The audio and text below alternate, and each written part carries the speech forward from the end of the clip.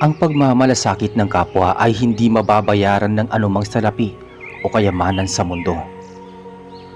Magandang araw po sa inyo at sa mga nakikinig. Isa po ako sa masugid ninyong tagapakinig at talagang nasasabik po ako sa mga kwentong kababalaghan na ipinapadala ng mga tao sa inyong programa.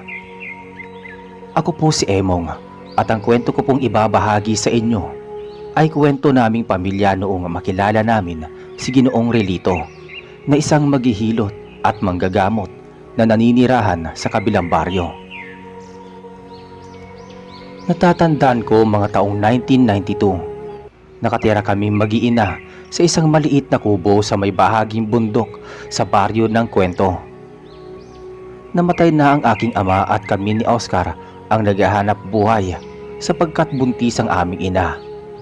Nagtatrabaho sa construction ang aming ama at naaksidente siya nang mabagsakan siya ng gumuguhong semento. Hindi siya nakaligtas at huli na noong maisalba ang kanyang buhay. Binatilo na kami ni Oscar at medyo batak na rin ang katawan namin sa iba't ibang mabibigat na trabaho. Kaya naman hindi na kami nahihirapang maghanap buhay. Nasa 16 akong taong gulang samantalang si Oscar ay nasa 15. Pagkatapos naming mag-aral sa paaralan ay dumidiretso kami sa palengke para magkarga. Kung minsan naman ay kapag may inuutos sa aming ipadala ang mga kakilala naming kapitbahay sa karatig barangay, itinatanggap namin sapagkat binibigyan nila kami ng kaunting pera. Bukod pa doon ay nagkokopra din kami at naghahanap ng mga gulay na pwedeng maibenta sa kapatagan. Sa ganoong paraan kami nakakatulong sa gastusin namin at pambili. Malaki ang pasasalamat ng aming ina sapagkat matyaga at masisipag kaming mga anak at kahit paano ay nakakaraos kami sa pang-araw-araw at nakakakain kami ng 3 beses sa isang araw. Natutuwa naman ang aming ina sapagkat natutulungan namin siya at halos kami na ang gumagawa ng mga gawaing bahay. Isang araw nagtungo kami sa may bukid upang magsaka. Sumama sa amin ang nanay namin at isinakay namin siya sa kariton na hinihila ng kalabaw pauwi sa aming bahay. Pagdapit hapon na noon at medyo malayo-layo na rin kami sa bukid nang masulyapan ko ang isang lalaking nakatayo sa gitna ng bukid at nakatingin sa aking ina. Inakala ko na baka isa siyang magsasaka. Subalit hindi siya natitinag sa kanyang kinatatayuan habang nakatingin sa aking ina. Medyo naguguluhan ako at minabuti ko na lamang na ipagpatuloy ang pagpapatakbo sa kalabaw habang nakaalalay naman si Oscar kay Nanay Lisa. Nang makarating na kami sa bahay ay lumubog na ang araw sa kalangitan. Kumuha na ako ng kahoy na panggatong samantalang si Oscar naman ay nag-iisip na pwede niyang lutuin habang nagpapahinga sa kawayang upuan si Nanay Lisa at hindi rin naman nagtagal ay nakapagsaing na ako at nakapagprito na rin ng isda si Oscar. Magkakasabay kami kumain sa hapagkainan. Medyo namimiss ko pa rin si Tatay Judina pero kailangan namin magpakatatag at tulungan ng aming inang buntis. Nalulungkot ako na hindi man lang masisilayan ng aming ama ang pagsilang ng bunso naming kapatid. Maya-maya ay nakatapos na kami sa pagkain. Nagtulong kami ni Oscar na iligpit ang pinagkainan habang si Nanay Lisa naman ay medyo inaantok na at minabuti niyang magtungo sa silid tulugan. Makalipas ang ilang sandali ay nakatapos na kami sa mga gawain. Hindi pa kami dinadalaw ng antok kaya nagkwentuhan muna kami ni Oscar. Napag-usapan namin ng kapatid ko ang aming paaralan, mga kaklase at mga paborito namin mga aralin, gayon din ang aming mga pangarap sa buhay.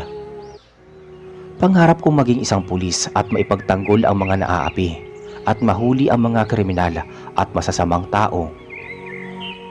Sa kabilang banda ay pangarap ni Oscar naman na maging doktor, magamot ang mga taong may sakit at mailigtas sila sa kamatayan. Alam ng aming ama ang mga pangarap namin at kahit napaka-imposible maabot namin iyong mga magkapatid ay sinuportahan pa rin kami ni Tatay Judina. Positibo siyang mag-isip at ikinintal niya sa aming isipan na libre lamang mangarap pero talagang gugustuhin naming maabot iyon kahit gaano pa katayog ay magagawa namin sa pamamagitan ng pagsisikap at pagsasakripisyo. Habang nagmumuni-muni ako sa kawalan ay nasulyapan ko si Oscar na humihilik na sa kanyang kinauupuan. Napangiti ako at inalog-alog ko siya. Sinabi ko sa kanya na tumutulo na ang laway mo sa sahig. Niyaya ko na siyang matulog dahil maaga pa kami bukas sa palengke para magkarga. Tamang-tama, araw bukas ng Sabado. Makakapagtrabaho kami sa maghapon. Pakamot-kamot naman siya sa kanyang ulo bago tumayo mula sa kanyang kinauupuan. Nagtungo kami sa kwarto at inabutan naming mahimbing na natutulog ang aming ina. Naglatag kami sa may sahig sa kwarto ng banig at saka inilagay ang mga unan at kumot. Saka kami humigang magkapatid. Sumapit ang hating gabi at nagising ako sa malakas na kalampag ng bubong ng aming bahay. Hindi iyon pangkaraniwan at parang halos gustong sirain ang sino mang nandoroon sa aming bubong. Kinalabit ko si Oscar at napasimangot siyang umuungol habang nagdidilat ng kanyang mga mata. Tinanong ko si Oscar at tinanong niya rin ako kung ano ang problema at bakit ko siya ginising. Tumugon ako. Nabanggit ko na may naririnig akong kumakalampag sa may bubong ng bahay. Pinakinggan ni Oscar ang ingay mula sa bubong, saka siya nagwika na pusa lamang iyon at siguradong naghahanap ng makakain o di kaya ay may nakakalampungan. Matulog na daw ako at maaga pa kami bukas. Mapupuyat pa daw kami kung hihintayin naming umalis ang pusa sa bubong ng aming bahay. Humiga na si Oscar at pinagpatuloy ang pagtulog. Subalit, mabilis siyang napabalikwa sa pagbangon at kahit ako ay medyo kinabahan sa kakaibang huni na nagmumula sa bubong. Nawala ang pagkalampag at napalitan iyon ng mga huni na talagang nakakapanindig balahibo. Nagsalita si Oscar at kinausap ako. Nabanggit niya na parang hindi na yata pusa ang naririnig niya sa bubong. Mukhang huni iyon ng aswang. Hindi ako sumagot pero pinakiramdaman ko ang bubong. Tila may pumapagaspas sa ibabaw ng bubong kaya naisip ko na baka tama nga ang hinala ni Oscar. Tumayo ako at kinausap ko ang kapatid ko habang mahimbing na natutulog ang aming ina. Sinabihan ko si Oscar na mabuti pa ay kuhain niya sa tukador ang buntot pagi ni Tatay Judin at kukunin ko naman sa kusina ang itak. Sumang-ayon sa akin si Oscar at hindi na nagtanong. Marahil ay alam na niya kung anong gagawin namin sa mga sandata. Maya-maya ay maingat na kinuha ni Oscar sa loob ng tukador ang buntot pagi. Nagtagpo kami sa may sala ni Oscar at nagdesisyon kaming lumabas ng bahay at umakyat patungo sa may bubungan upang malaman kung aswang nga ba talaga ang nilalang na aming matatagpuan. Kabilugan ng buwan at maliwanag ang paligid. Umakyat kami sa tagiliran kung saan mas madaling makarating sa bubong ng bahay. Nagulat kami magkapatid noong makita namin sa may bubong ang isang napakalaking ibon na sa tansya namin ay parang payong ang mga pakpak nito. Tumingin ito sa amin at nanlisik ang mga mata. Hindi kami pwedeng magkamali at aswang nga talaga ang nilalang na yon. Inutusan ko si Oscar na humanda siya at tiyak na mapapalaban kami ng husto sa aswang. Inundayan ko ito ng taga sa may likuran, samantalang hinampas naman ni Oscar gamit ang buntot pagi. Subalit katakatakang hindi man lamang nadaplisan ito at tila kasing tigas ng balat ng kalabaw ang balat nito. Umangil ang aswang at bahagyang lumayo sa amin. Bigla na lamang itong nagbagong anyo bilang isang malaking itim na aso at tumalon mula sa bubong ng bahay. Noong makababa ang malaking aso ay nagpalit na naman ito ng anyo at naging isang maitim na marungis at nanlilimahid na lalaki na gulong-gulo ang makakapal nitong buhok. Kumaripas ito ng takbo at tumalon mula sa mga halamanan, gayon din sa tumpok ng puno ng saging hanggang sa mawala na lang sa aming paningin. Nagkatinginan kami ni Oscar. Nabanggit ni Oscar na napakalakas naman ng aswang na iyon. Kung iisipin, hindi siya tinatabla ng itak pati buntot pagi. Napakakunat ng kanyang balat. Sumagot ako kay Oscar at sinabi nga, sigurado akong gumamit siya ng itim na mahika at abilidad upang hindi tumagos o bumaon ang matulis na sandata sa kanyang balat. Kailangan namin makahanap ng magaling na manggagamot na kayang tumulong sa amin para mapatay ang aswang. Nararamdaman ko na babalikan pa niya si Nanay Lisa sapagkat ito ay buntis. Tumango sa akin si Oscar bilang pagsang-ayon. Nabanggit niya na sasamahan niya ako bukas pagkatapos namin makapagtrabaho. Lumipas ang ilang sandali ay bumaba na kami at pumasok sa loob ng bahay. Kinabukasan, maaga kaming nag-almusal. Ipinaalam namin kay Nanay Lisa ang tungkol sa nakasagupa naming aswang. Pinayuhan namin siyang huwag lalabas ng bahay at ibinigay namin sa kanya ang buntot pagi habang nasa trabaho kami ni Oscar. Sumang-ayon siya at matapos ang lahat ay lumakad na kami magkapatid palabas ng bahay. Maaga kami nakatapos sa pagkakarga sa palengke at masayang-masaya kami ni Oscar sapagkat malaki ang kita namin hanggang sa sumapit ang tanghali. Umalis kami pagkatapos naming makapagtanghalian at eksaktong nakasabay pa namin sa daan si Mang Telmo na aming kapitbahay. Bumati kami sa kanya at naikwento naming magkapatid ang kinahinatnan naming pakikipaglaban sa aswang na nagdaang gabi. Nasabi niya delikado daw pala ang buhay naming mag-iina. Mabuti pa daw ay umuwi na muna ang isa sa amin upang masigurado ang kaligtasan ng nanay namin sa loob ng aming bahay. Tinapik ako sa balikat ni Oscar at nagkusa na mabuti pa daw ay siya na muna ang umuwi at asikasuhin ko na ang paghahanap sa magaling na manggagamot na makakatulong sa amin para mapatay ang aswang. Nag-alangan pa ako sa mga sinabi ng aking kapatid. Tinanong ko siya kung sigurado siya at sumang-ayon naman siya sa akin.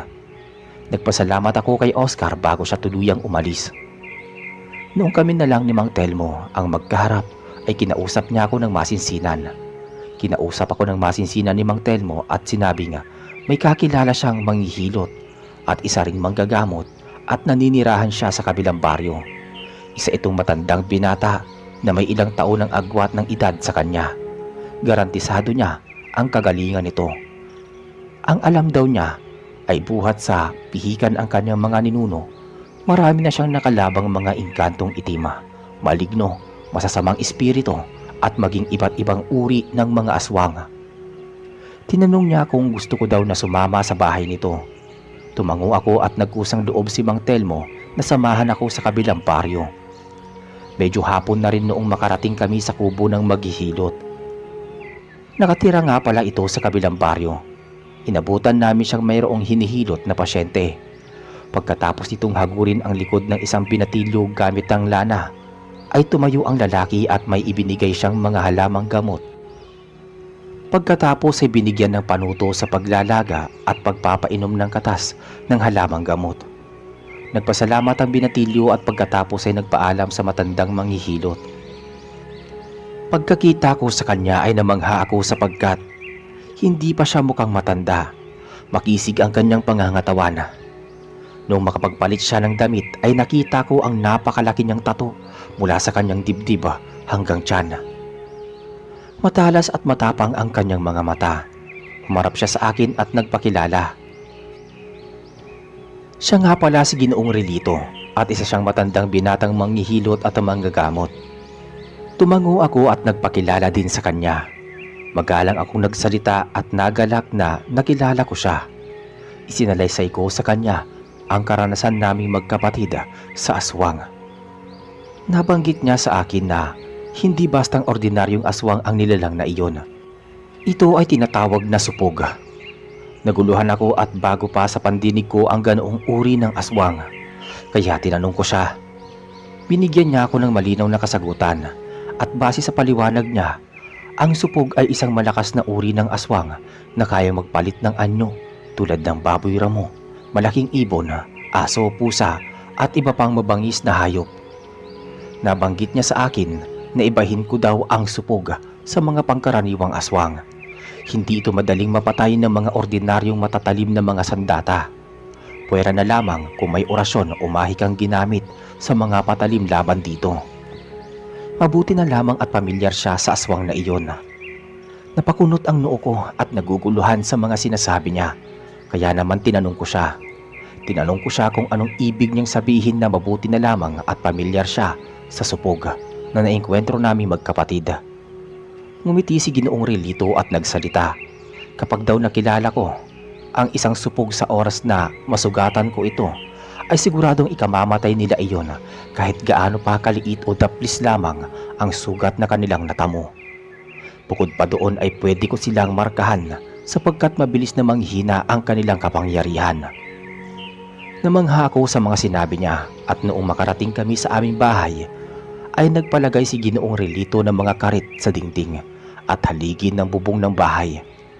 Naglagay din kami ng mga malunggay sa palibot ng labas ng aming bakuran at kasabay noon ay inutusan pa kami ni Ginoong Relito na huwag kaming lumabas ng bahay hanggat inuusalan niya ang buong bahay. Inabot ng hating gabi sa pag-uusal ng orasyon ang manggagamot. Hindi rin kami nakatulog ng maayos ni Oscar sa magdamag naming pagbabantay kay Nanay Lisa. Mabuti na lamang at wala nang umaaligid na aswang sa labas ng aming bahay. Maganda ang epekto ng mga nilagay na panlaban sa aswang. Malaki ang pasasalamat namin kay Ginoong Relito. Nagawa pa namin siyang pag-almusalin, gayon din si Mang Telmo bago sila umalis sa aming bahay. Nabanggit pa ng manghihilot na siya na ang bahala sa supog sapagkat nalalaman niya kung saan matatagpuan ito. Pakiramdam ko ay balak niyang puntahan at patayin ang aswang. Kaya naman kinulit naming magkapatid si Mang Telmo. Nasermonan pa niya kaming magkapatid at sinabihan na huwag kaming makialam. Pero sa pagpupumilit namin ay pinagtapat na din niya kung saan magtutungo si Ginoong Relito sa kasunod na kabilugan ng buwan. Ipinaliwanag ni Mang Telmo na kasunod na destinasyon ng aswang ang Gulod kung saan mayroong itong balak na pataying buntis. Doon mismo dediretso si Ginoong Relito sa susunod na gabi. Pagkarinig namin magkapatid ay gumuhit ang mga ngiti sa aming mga labi. Pinayuhan kami ni Mang Telmo na mag-iingat at kung maaari ay magdala kami ng mga pangontra sa aswang dahil delikado at siguradong may mga aswang na susunggab sa amin para mapatay kami. Sumang-ayon kami at nagpasalamat sa kanya. Mukhang sineswerte pa kami sa sumunod na araw sapagkat dumating ang kapatid ni Nanay Lisa na si Tio Ramil kasama ang asawa niyang si Tia Concepcion, kasama ang nag-iisa nilang anak na si Toto na noon ay nasa 8 taong gulang.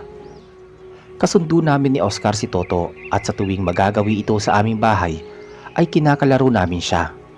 Naaliw kami sa kanyang pagiging bibo at malambing sa amin.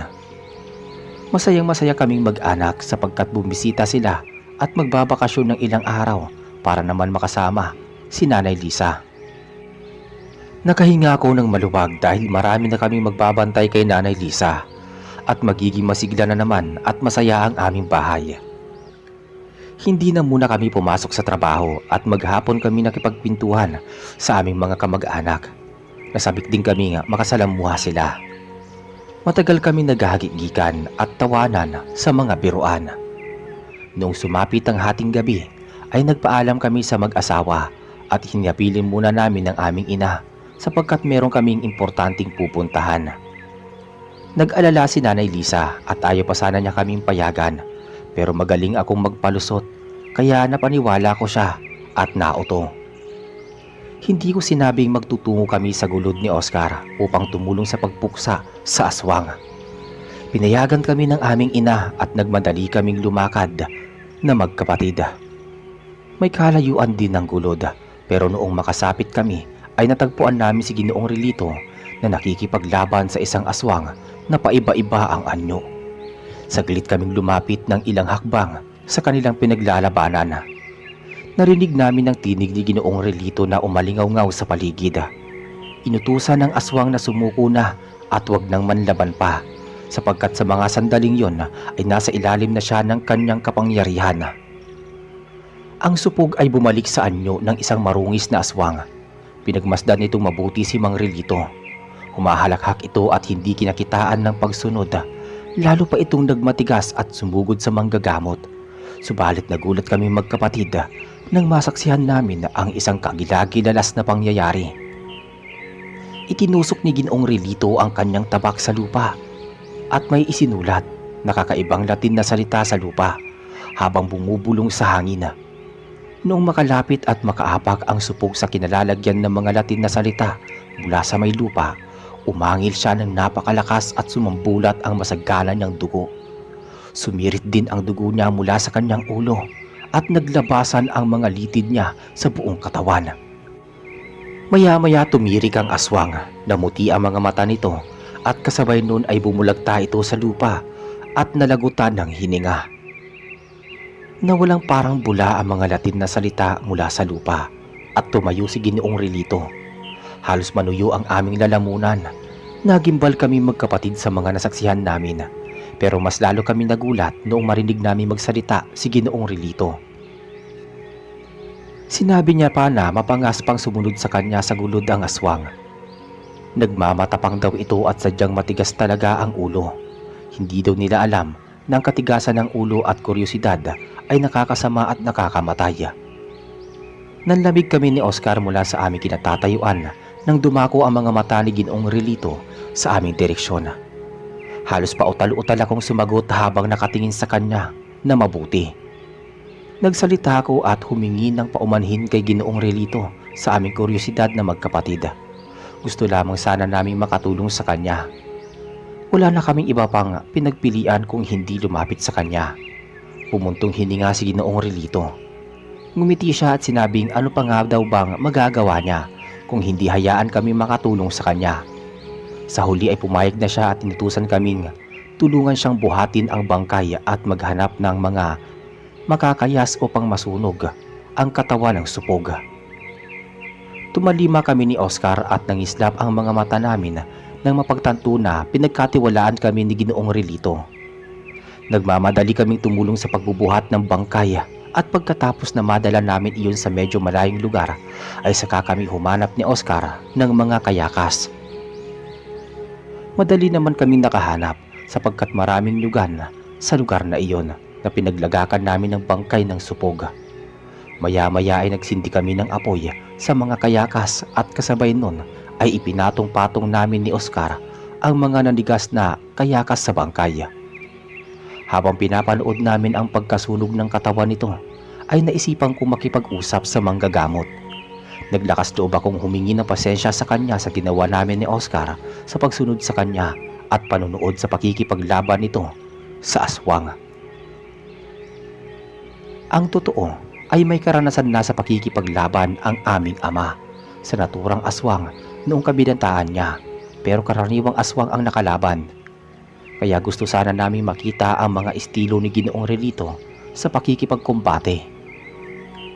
Napahalakhak si Ginoong Relito na tila may naalalang masayang bagay habang nakapanood sa nagniningas na bangkay ng aswang. Lumingon siya sa aming magkapatid at tila sinuring mabuti ang ekspresyon ng mukha namin. Tinanong niya kami kung may nalalaman daw ba kami ukol sa kakayahan ng aming ama bago ito lumagay sa tahimik kasama ang aming ina. Magkasabay kaming umiling-iling ni Oscar. Wala naman talaga kaming alam, pero maraming katangian si Tatay Judin na iba sa mga ordinaryo niyang kasamahang manggagawa. Muling nagsalita ang manggagamot at naging seryoso na ang kanyang muka na para bang isang sikreto ang nais niyang ipagtapat sa amin. Ayon sa kanya, ang kanyang ama ay dating guro ng aming ama bago siya mag-asawa at mamuhay ng simple. Nabibilang ang angka ni Ginoong Relito sa malalakas na pihikan sa basilan. Batikang mamamatay ng aswang at masamang elemento ang kanyang ama bago niya maipasa at maipamana ang kanyang kapangyarihan. Base sa kanyang mga kwento ay makulit at talagang puno ng kuryosidad ang aming amang si Tatay Judin. Pero kapag nakipaglaban siya sa masamang elemento ay siguradong wala siyang sinasanto. Hindi na daw siya nagtataka kung bakit namana namin ang pag-uugali nito. Namilog ang mga mata namin ni Oscar. Noon lamang namin nalaman na talagang lumalaban sa mga aswang si Tatay Judin. Kaya naman pala kahit hindi kami biyasa ni Oscar sa pakikipaglaban sa supog, ay nakaya naming humarap at makipaglaban dito ng may katapangan. Hindi pa namin inaasahan ang mga kasunod na sinabi ng manggagamot. Kung mamarapatin daw namin ay maaari daw niya kaming turuan sa pakikipagkumbate at pagtulong din sa kanya sa paghihilot at panggagamot. Pero wag daw naming hahayaang sakupin ang buong buhay namin. May karapatan pa rin daw kaming magkaroon ng sariling buhay, mangarap at bumuo ng pamilya. May mga ngiting sumilay sa mga labi ni Ginoong Relito at nakita namin ni Oscar na punong-puno iyon ng pag-asa at kaliwanagan. Lalong lumitaw ang taglay na kagwapuhan nito. Natuwa kami ni Oscar at nagpasalamat kami sa kanyang kabutihan. Sa aming magkapatid, siya ang magsisilbing guro at gabay namin sa pagpasok namin magkapatid sa mundo ng kababalaghan laban sa iba't ibang mga nilalang. Makalipas ang ilang sandali ay naging abo na ang bangkay ng aswang.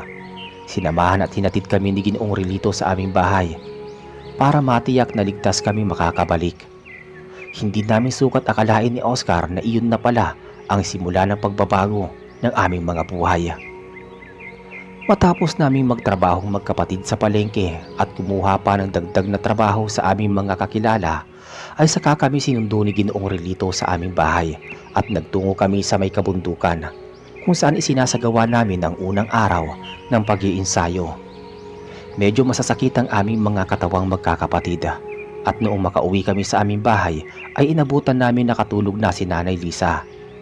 Gising pa ang aming tiyuhin at pinayuhan niya kami na huwag na muna kaming magpagabi sa labas ng bahay sapagkat nalalapit na ang panganganak ng aming ina. Sumunod kami sa kanyang utos at hindi na muna kami tubugon sa paunlak na pag-iensayo ng manggagamot. May 2 araw na kaming maagang umuuwi sa aming bahay nang biglang may dumating na nakakakilabot na kaganapan. Meron kaming mga pinamalengke sa bayan at inabot kami ng dapit-hapon. Napadaan kami sa isang mahabang daan kung saan nagulantang kami magkapatid ng masaksihan ng 3 bangkay ng tao na panay mga kalalakihan. Wakwak ang mga dibdib at nakalabas ang mga laman loob. Nakita namin magkapatid ang isang babaeng puno ng dugo ang bibig habang nilalantakan ang mga karne ng tao. Inilabas namin ng itak at humanda kami sa pakikipaglaban. Subalit natigilan ako nang tumitig sa mga mata ko ang babae at tila nahipnotismo ako. Hindi ako makagalaw mula sa kinatatayuan ko at parang kinokontrol niya ang aking pag-iisip. Parang mabigat ang aking buong katawan. Kahit sinisigawan ako ni Oscar ay wala akong magawa. Lumapit ang babaeng aswang at iwinasiwas ni Oscar ang kanyang itak. Gusto ko siyang tulungan ngunit hindi ako makahakbang. Para akong ribulto mula sa kinatatayuan ko. Malakas ang mahikang ginamit sa akin ng babaeng aswang. Minumura ko na ang aswang subalit wala iyong epekto. Sinabi ko sa aswang na sa oras na makawala ko sa kapangyarihan nito ay dudurugin ko siya ng pinong-pino. Nadaplisan nito sa braso si Oscar at pinilit namang makipaglaban ng kapatid ko hanggang sa may tumamang malaking bato sa ulo ko. Doon ko naramdaman ang matinding hapdi sa ulo ko. Tumalsik ang bato sa lupa at nakita ko na may nakaukit-ukit na Latin na salita na hindi ko maunawaan. Bigla akong nakagalaw at walang habas kong tinaga sa dibdibang babaeng aswang. Kasing bilis ng bagwis ng hangin ang mga kamay ni Ginoong Relito at sinakal niya ng pagkahigpit-higpit ang aswang sa leeg. May ibinulong siya sa tenga nito hanggang sa sumuka ang aswang ng masangsang nitong dugo na dumilig sa lupa. Maya-maya ibinitawan ng manggagamot ang aswang at namatay ito na dilat ang mga mata. Bumagsak ito sa lupa at kinausap kami magkapatid ni Ginoong Relito. Batay sa kanya, nararamdaman niya na hindi ito basta lamang aswang. Nananalaytay sa kanyang mga ugat ang pagiging danag at sumisipsip din siya ng dugo. Kinokontrol niya ang mga kilos ng kanyang mga binibiktima at hinihipnotismo sa pamamagitan ng pagtitig. At katulad pa rin ng dati ay tinulungan namin si Ginoong Relito sa pagsunog ng bangkay ng aswang. Sa sumunod na araw ay hindi na muna kami nagtrabaho ng aking kapatid sapagkat kabuwanan na ng aming ina. Abalang-abala kami sa pagtulong sa aming mga kamag-anak sa pag-aasikaso ng mga kailangan ng aming ina. Noong sumapit ang gabi ay nagtungo sa aming bahay si Ginoong Relito kasama si Aling Opelia na isang komadrona. Habang isinasagawa ang pagpapaanak sa aming ina, ay umuusal naman ng orasyon si Ginoong Relito at gumamit pa siya ng walis tingting at buntot pagi na hinahampas sa bawat sulok ng haligi at dingding ng aming bahay upang walang aswang na makakagambala sa panganganak ng aking ina. Patuloy na nananalangin ang mga kamag-anak namin. Hindi sila tumitigil sa pagdarasal habang hindi pa nakakaraos na makapanganak si Nanay Lisa. Makalipas ang ilang pang mga sandali na paghihirap ng aming ina, ay nakita naming inilabas ng komadrona ang katawan ng sanggol sa puwerta ni Nanay Lisa. Pinalot sa maputing lampin ang maliit na sanggol at narinig namin ang unang pag-iyak nito. Hindi ko mapigilang mapaluha sa sobrang kagalakan. Kung nabubuhay lamang sana ang aking ama ay siguradong matutuwa siya sapagkat kamukhang-kamukha niya ang sanggol. Kawangis niya ang hugis ng mukha nito pati ang kulay ng kanyang balat. Kinarga ang sanggol ng aking tiyahin at pagkatapos ay itinabi sa aking inang nanghihina na nakahiga sa kama. Nagpasalamat kami ni Oscar sa panganganak ng komadrona pati kay Ginoong Relito. Malaki ang utang na loob namin sa kanya dahil marami na siyang naitulong sa amin. Hindi na muna namin sila pinauwi at inibitahan namin silang makapagkape at makapagmeryenda. Tinanggap nila ang mga alok namin at nagsama-sama kami sa pagkainan, samantalang ang tiyahin ko ang nagbabantay kay Nanay Lisa. Kinabukasan, tumulong na muna kami sa mga gawaing bahay. Nahumaling kami ni Oscar sa pag-aalaga ng aming bunsong kapatid na si Julio, na isinunod sa pangalan ni Tatay Judin at Nanay Lisa. Noong sumunod na araw ay saka pa lang kami pumasok sa palengke para magkarga. Laking pasasalamat namin ni Oscar at may isang mayamang negosyante ang kumuha sa amin bilang kargadora. Meron siyang malaking pwesto sa palengke at binayaran niya kami ng malaking halaga ng pera. Nag-umpisa kami magtrabaho sa kanya at tinuring na din na parang tunay kaming mga anak. Wala pa siyang kasama sa bahay sapagkat nasa ibang bansa ang kanyang asawa at mga anak at mag-isa siyang nagtataguyod ng kanyang negosyo sa palengke. Ginoong Sergio ang kanyang pangalan. Mabait siya at nagsilbi siyang ama para sa amin ni Oscar. Kaya naman ipinakilala namin siya sa aming pamilya noong minsang maisama namin siya sa aming bahay. Aliw na aliw siya kay Julio at nagagawa pa niyang kargahin ito. Naipakilala din namin siya kay Ginoong Relito at napagtanto ng aming kaibigang manggagamot na may mabuting puso si Ginoong Sergio at mukhang may magandang kapalaran kami sa pagtatrabaho namin dito. Itinanong ko kay Ginoong Relito kung anong klaseng kapalaran ang naghihintay sa amin, subalit hindi siya sumagot. Bagkus ay nagpakita siya ng makahulugang ngiti sa amin ni Oscar. Hindi ko alam kung anong mangyayari pero nagimbal kami noong isang gabi na inihatid namin si Ginoong Sergio. Inabutan naming bukas ang pinto ng kanyang bahay at nakabukas din ang mga ilaw. Mukhang may pumasok at gustong magnakaw. Mabuti na lamang at may dala kaming itak ni Oscar. Pumasok kami sa loob ng bahay at natagpuan ang dalawang kawatan na may buhat na malaking kahon na mukhang may lamang pera. Huminto ang mga ito sa kanilang ginagawa at nang makita ang aming presensya ay naglabas sila ng mga patalima. Humanda kami ni Oscar sa mga magaganap sa pakikipaglaban. Inilabas namin ang mga itak at ginamit ang kaalaman sa pakikipaglaban. Nadaplisan ko sa kamay ang isang magnanakaw, samantalang nasugatan ni Oscar sa muka ang isa pang magnanakaw. Inutusan namin silang ilabas lahat ng kanilang mga ninakaw. Medyo natakot sila sa amin kaya kinuha nila sa kanilang mga bulsa ang ilang piraso ng mga alahas at pera at ipinatong sa lamesa. Subalit nanlaban pa sila kaya napilitan kaming makipagbuno. Kaya lang ay may angkisi ng bilis at liksi. Para silang mga palos na mabilis na nakalabas sa pinto at hindi na namin sila hinabol pa. Mabuti na lamang at walang nangyaring masama kay Ginoong Sergio. Tinulungan namin siyang maibalik sa kaayusan ang kanyang mga kagamitan bago kami umuwi sa aming bahay. Nagpasalamat siya sa pagtulong at pagmamalasakit namin sa kanya. Ipinangako niya na darating ang araw na masusuklian din ang tulong na ibinigay namin sa kanya. Nagpatuloy kami sa pagtatrabaho at hindi naglaon ay umalis na din ang aming mga kamag-anak at kami na lang mag-anak ang natira sa loob ng bahay. Ipinagpatuloy namin ang pag-iinsayo sa ilalim ng patnubay ni Ginoong Relito. At nakasagupa pa kami ng ibang uri ng aswang tulad ng awok, abwak at maging baroka. Naging mas malakas pa kami at naging responsable sa mga pagpapasya sa buhay. Dumako ang isang araw at nagbunga ang aming kasipagan. Nakapagpaayos na rin kami ng bahay at nakabili kami ng mga kasangkapan at iba pa naming pangangailangan. Nalaman ko din ang kahulugan ng mga sinasabi ni Ginoong Relito. Pinag-aral kami ni Ginoong Relito at naipagpatuloy namin ni Oscar ang aming pag-aaral. Nakaalis na din kami sa pagiging kargador at kahit papaano ay guminhawa ang aming buhay. Nakapagtapos kami sa pag-aaral pero tinulungan pa rin kami ni Ginoong Relito sa kanyang mga misyon at ipinagpapatuloy namin ang kabutihan sa aming puso maging sa aming kapwa.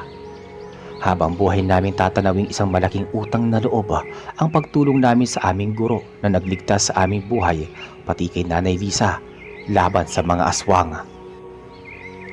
Hanggang dito na lamang po ang kwento. Maraming salamat po sa pagtatampok ninyo sa aming karanasan sa inyong YouTube channel. Lubos na gumagalang, Emong. Lumaki ako sa isang pamilya ng mga albularyo. Bata pa lang ako, ay mulat na ako sa realidad na hindi kami ordinaryong tao lang. Meron kaming kakayahang manggamot o kaya naman mapanaginipan ang posibleng mangyari. Sa isang tulad ko rin na albularyo ay maalam din kami patungkol sa mga aswang at mangkukulam. Kalaban kasi namin ang mga mangkukulam dahil pakiramdam namin ay sila ang bersyon ng mga albularyo pero masasama. Kaya naman kahit bata pa lang ako ay kinailangan ko ng matuto na makipaglaban para maipagtanggol ang sarili ko at para na rin magamit ko ang aking kaalaman patungkol sa kanila. Siya nga pala, magandang araw po sa inyo at sa mga kapwa ko tagapakinig sa inyong programa. Ako nga pala si Edwina. Dati akong albularyo pero mas pinili ko na lang ngayon na nakalimutan ang lahat ng pagiging albularyo ko pagkatapos ng mga nangyari sa akin na siyang ikukwento ko sa inyo ngayong araw. Naganap din po ito taong 1988. Naalala ko pa noong nasa edad 20 ako. Kumakain kami noon sa loob ng bahay. Kakatapos lang namin manguha ng kahoy sa gubat. At nasangkap na pwede namin gamitin sa gagawing gamot ni Papa. Tinignan ko si Papa nakakatapos lang kumain. Nagtaka pa ako dahil kinuha niya ang itak niya at pasilip-silip pa siya sa labas ng bahay. Tinanong ko si Papa kung anong problema. Humarap sa akin si Papa saka kinuha ang isang maliit na kutsilyo. Inabot niya ito sa akin. Lalong nangunot ang noo ko. Muli ko siyang tinanong kung anong problema. Sinagot ako na kanina raw ay may kasunod na kami sa aming paglalakad sa gubat.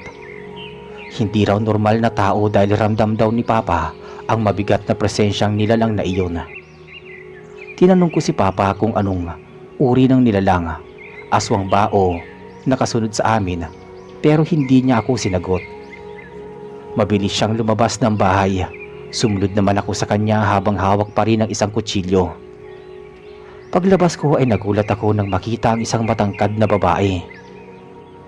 Kulubot ang mukha at mahaba ang buhok. Itim din ng labi at mga kuko. Nakangisi ito habang diretsong nakatingin sa amin.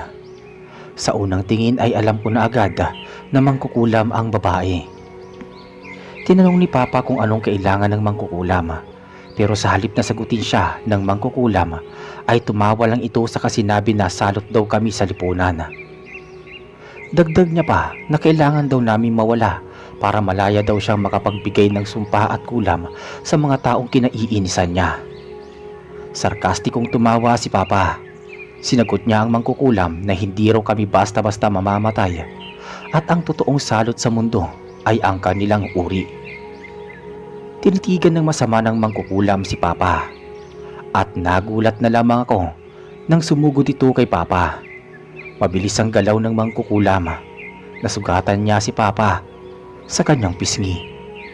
Hinampas naman ni Papa ang itak sa mangkukulam.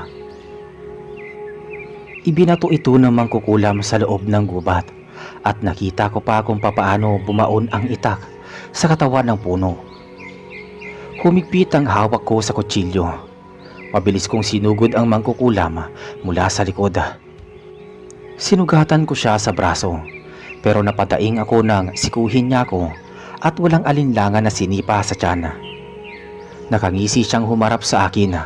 Bago pa man ako makatayo ay nasa kanya na ako. Pagtingin ko sa kanyang likod ay nakatayo na si Papa. Tumalon siya sa mangkukulam saka hinampas ang leeg nito. Kaya naman nabitawan ako ng mangkukulam. Sumigaw ng malakas ang mangkukulam. Nakabiming iyon at pakiramdam ko ay dumudugo ang aking tenga. Nang tignan ko si Papa ay nakapikit na siya habang nakatakip sa tenga. Pinilit ko naman ang sarili ko na tumayo. Humigpit ang hawak ko sa aking kutsilyo, saka mabilis na tinakbo ang mangkukulam. Walang alinlangan ko siyang sinaksak sa kanyang tiyan, kaya naman natigilan ito. Sasaksakin ko na sana siya ulit nang mahawakan niya ang aking kamay. Sinipa ko sa tiyan ng mangkukulam, kaya naman natumpa ito. Pabilis na nakatayo ang mangkukulam. Sinugod niya akong muli at sa bawat pagtama ng kanyang kamao sa akin ay mabilis ko iyong naiiwasan. Yumuko pa ako ng kaunti saka sinuntok ang tiyan ng mangkukulam, kaya naman napatras siya. Lalong sumama ang tingin sa akin ng mangkukulam. Dumudugo na rin ang kanyang braso at likod dahil sa pagsaksak ko. Muli akong tumakbo palapit sa mangkukulam, saka siya sinugatan sa pisngi. Nagawa ko siyang masugatan doon pero mababaw lang yun. Nang tignan ko ang mangkukulam ay dumoble ang sama ng tingin niya sa akin. Akala ko ay susugod pa siya kaya inihanda ko ang aking sarili. Pero ngumisi ang mangkukulam. Tumawa pa siya na nagpapatayo ng aking mga balahibo. Itinuro niya ako habang nakangisi pa rin. Sinabi niya na isusumpa niya raw ako at walang kahit sino mang albularyo ang makakapagpagaling ng sumpa maliban daw sa kanya. Sinabi niya pa na babalikan niya raw ako at uubusin niya ang bawat dugo sa akin. Napatingin ako kay Papa nang sumugod siya. Pero mabilis na nakatalikod ang mangkukulam saka tumakbo papalayo. Nang makaalis siya ay hindi nawala sa isip ko ang sinabi ng mangkukulam. Hindi dapat ako matakot doon dahil albularyo naman ako pero hindi ko maiwasang mangamba. Sa galaw pa lang ng mangkukulam na iyon ay alam kong mabagsik siya at maalam din sa ginagawa niya. Tinignan ko si Papa na puno-puno ng pag-aalala. Sinabi ko kay Papa na sinumpa ako ng mangkukulam. Sinabi ko pa na baka mamamatay ako kinabukasan o kaya naman ay may mangyari sa aking masama. Mabilis na umiling si tatay ko. Sinabi niya sa akin na wala raw makakagalaw sa akin na kahit na sino.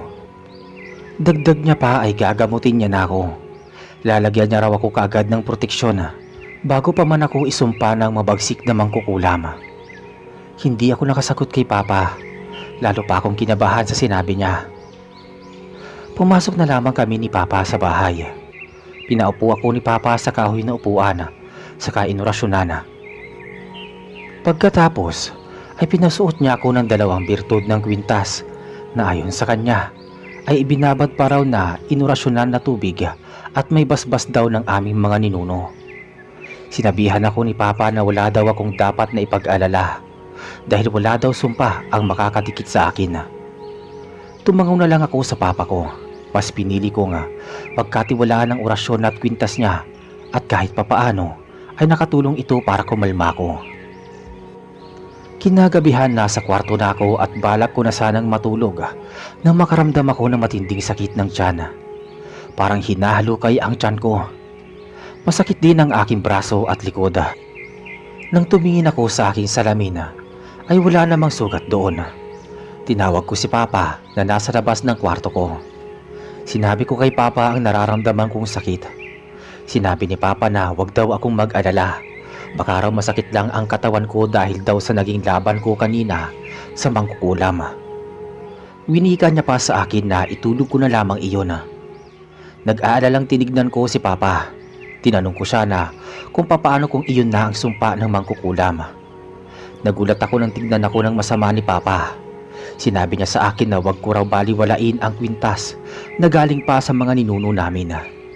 Dapat daw ay pagkatiwalaan ko ito at panghawakan. Magdasal din daw ako para daw mapanatili akong ligtas. Tinanong ko ulit si Papa na papaano kung hindi gumana ang mga kwintas at orasyon, pero hindi ako sinagot ni Papa. Masama niya lang akong tinignan bago lumabas ng aking kwarto.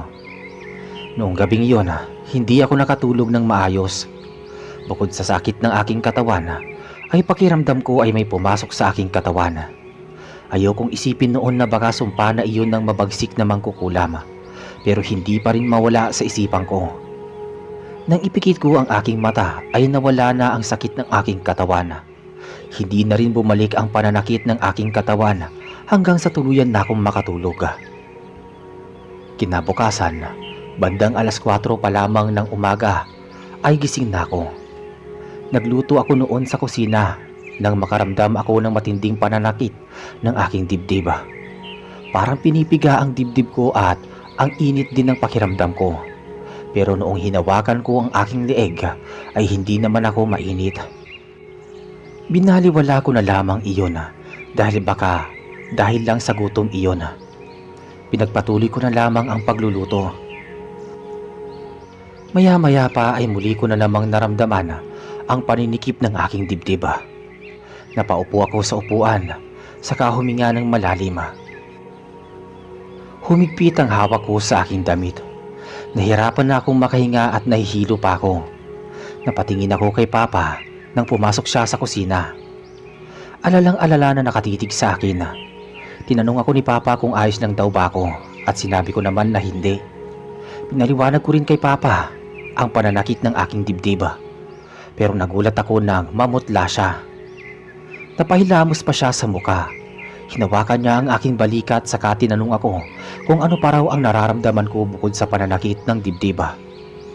Sinabi ko kay Papa na mainit nga ang aking pakiramdam at nahihilo na rin. Pinagmasdan ko ng mabuti ang aking ama. Alam ko nung mga oras na iyon na nag-aalala siya sa akin at may kakaiba sa nangyayari.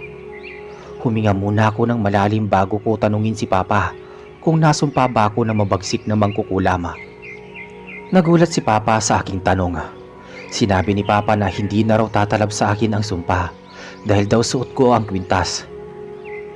Nakipagkulitan pa ako kay Papa. Sinabi ko na nararamdaman ko pa ay paniguradong kulam at sumpa ng mangkukulam. Sinabihan ko pa siya na alam naming dalawa na malakas at mabagsik ang mangkukulam na nakalaban namin, pero masyadong matigas ang ulo ng aking ama. Hindi siya naniwala sa akin at sinabi na baka raw nasobrahan lang ako sa pagsasanay namin at sa labanan namin sa mangkukulam. Pagkatapos niyang sabihin yun ay umalis na siya sa kusina. Naiwan ako sa kusina na hindi mapakali, lalo na't lalo kung may posibilidad na noon ay nasumpa na ako ng mangkukulam. Pagdating ng tanghali, binisita ako ng aking kaibigan na itago na lang natin sa pangalang Yuri. Kaedad ko lang siya at katulad ko ay isa ring albularya. Sa iisang baryo lang kami nakatira pero medyo malayo ang bahay niya sa amin. Nakatira kasi kami noon malapit sa gubat, habang ang ibaba naman ng bundok nakatira sina Yuri. Malimit lang kaming magkita ng kaibigan ko, pero kadalasan ay nagkikita lang kami sa tuwing napapanaginipan namin ang isa't isa. Ang tinanong ko si Yuri kung bakit niya ako binisita. Agad niya akong hinila palabas ng bahay. Hinawakan niya ang bawat parte ng aking katawan. Pinaikot-ikot niya pa ako. Tinanong ko si Yuri kung anong problema. Ayon kay Yuri, napanaginipan niya raw ako kagabi. Napapalibutan daw ako at ang aking katawan ng ahas at tinuklaw daw ako sa leeg ng ahas na yon. Kiniliputan ako sa sinabi niya. Tinanong ako ni Yuri kung may nangyari daw bang masama sa akin. Sinabi ko kay Yuri ang pakikipaglaban namin ng ama ko sa mangkukulam. Nagulat si Yuri sa kwento ko. Sinabi niya sa akin na dapat daw ay hanapin ko na ang mangkukulam at talunin ito para mawala ang sumpa na ibinigay sa akin. Sinabi ko kay Yuri na pinasuot ako ni Papa ng proteksyon para sa kulam sa akin, pero napailing lang si Yuri. Tinanong niya ako kung maayos ba ang pakiramdam ko. Sinagot ko siya na hindi ako mapakali at hindi rin maganda ang aking pakiramdam. Lalong nag-alala si Yuri. Sinabihan niya ako na dapat daw ay hanapin ko na ang mangkukulam habang maaga pa. Maya-maya pa nagtanong si Papa kung anong pinag-uusapan namin. Hindi pa ako makasagot noong una, pero tinatagan ko ang loob ko. Matapang kong hinarap si Papa. Sinabi ko kay Papa na hahanapin ko ang mangkukulam para alisin ang sumpa sa akin. Pero sabi niya na dapat daw sumunod kami sa kanya at pagkatiwalaan daw ang mga proteksyon na pinasuot sa amin. Hindi na ako nakasagot pa sa tatay ko. Binalaan pa kami ni Papa na wag daw gagawa ng bagay na ikakapahamak ko. Saka pumasok si Papa sa loob ng bahay. Napabuntong hininga na lamang ako. Sinabihan ko si Yuri na hindi ko pwedeng suwayin si Papa. Hinawakan ni Yuri ang aking kamay. Sinabi niya sa akin na gusto niya lang daw na iligtas ako at alam niya raw na may pahiwatig daw ang panaginip niya.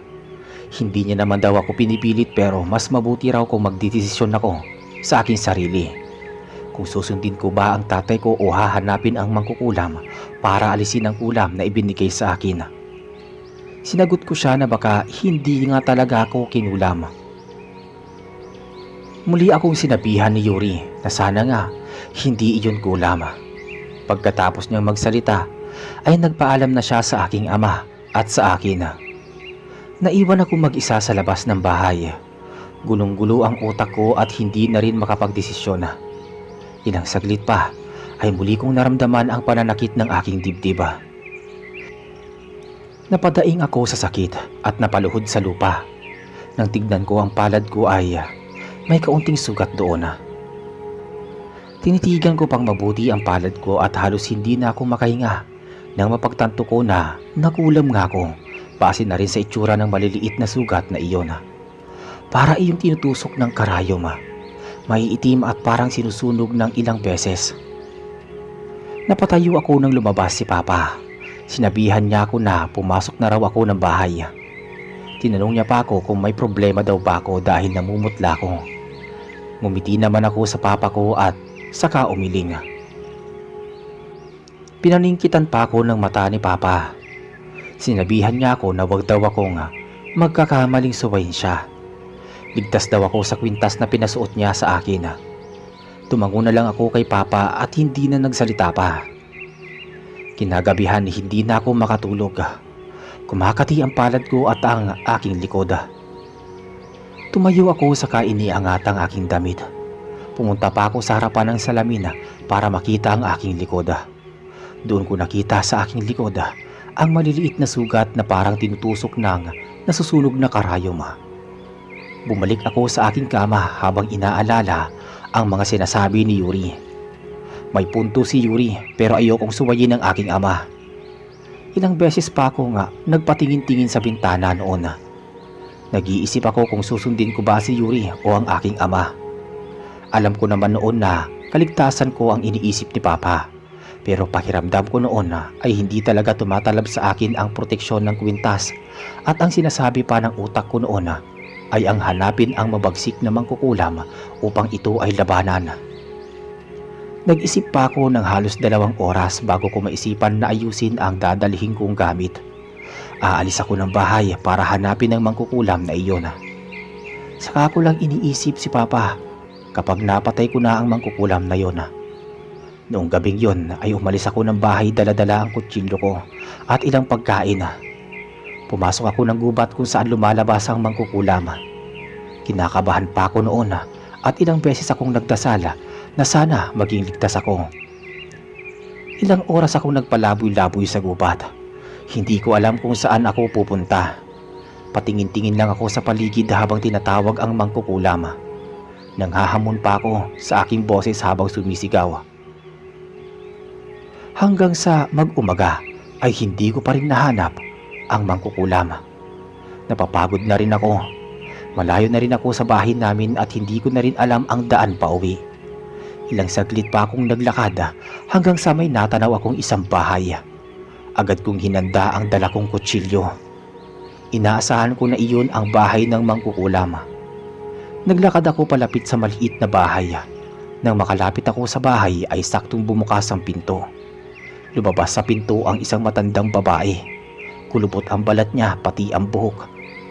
At may daladalang walis. Pinagmamasdan ko ng mabuti ang alin na yun. Inosenteng tumingin sa paligid hanggang sa magtama ang aming paningin.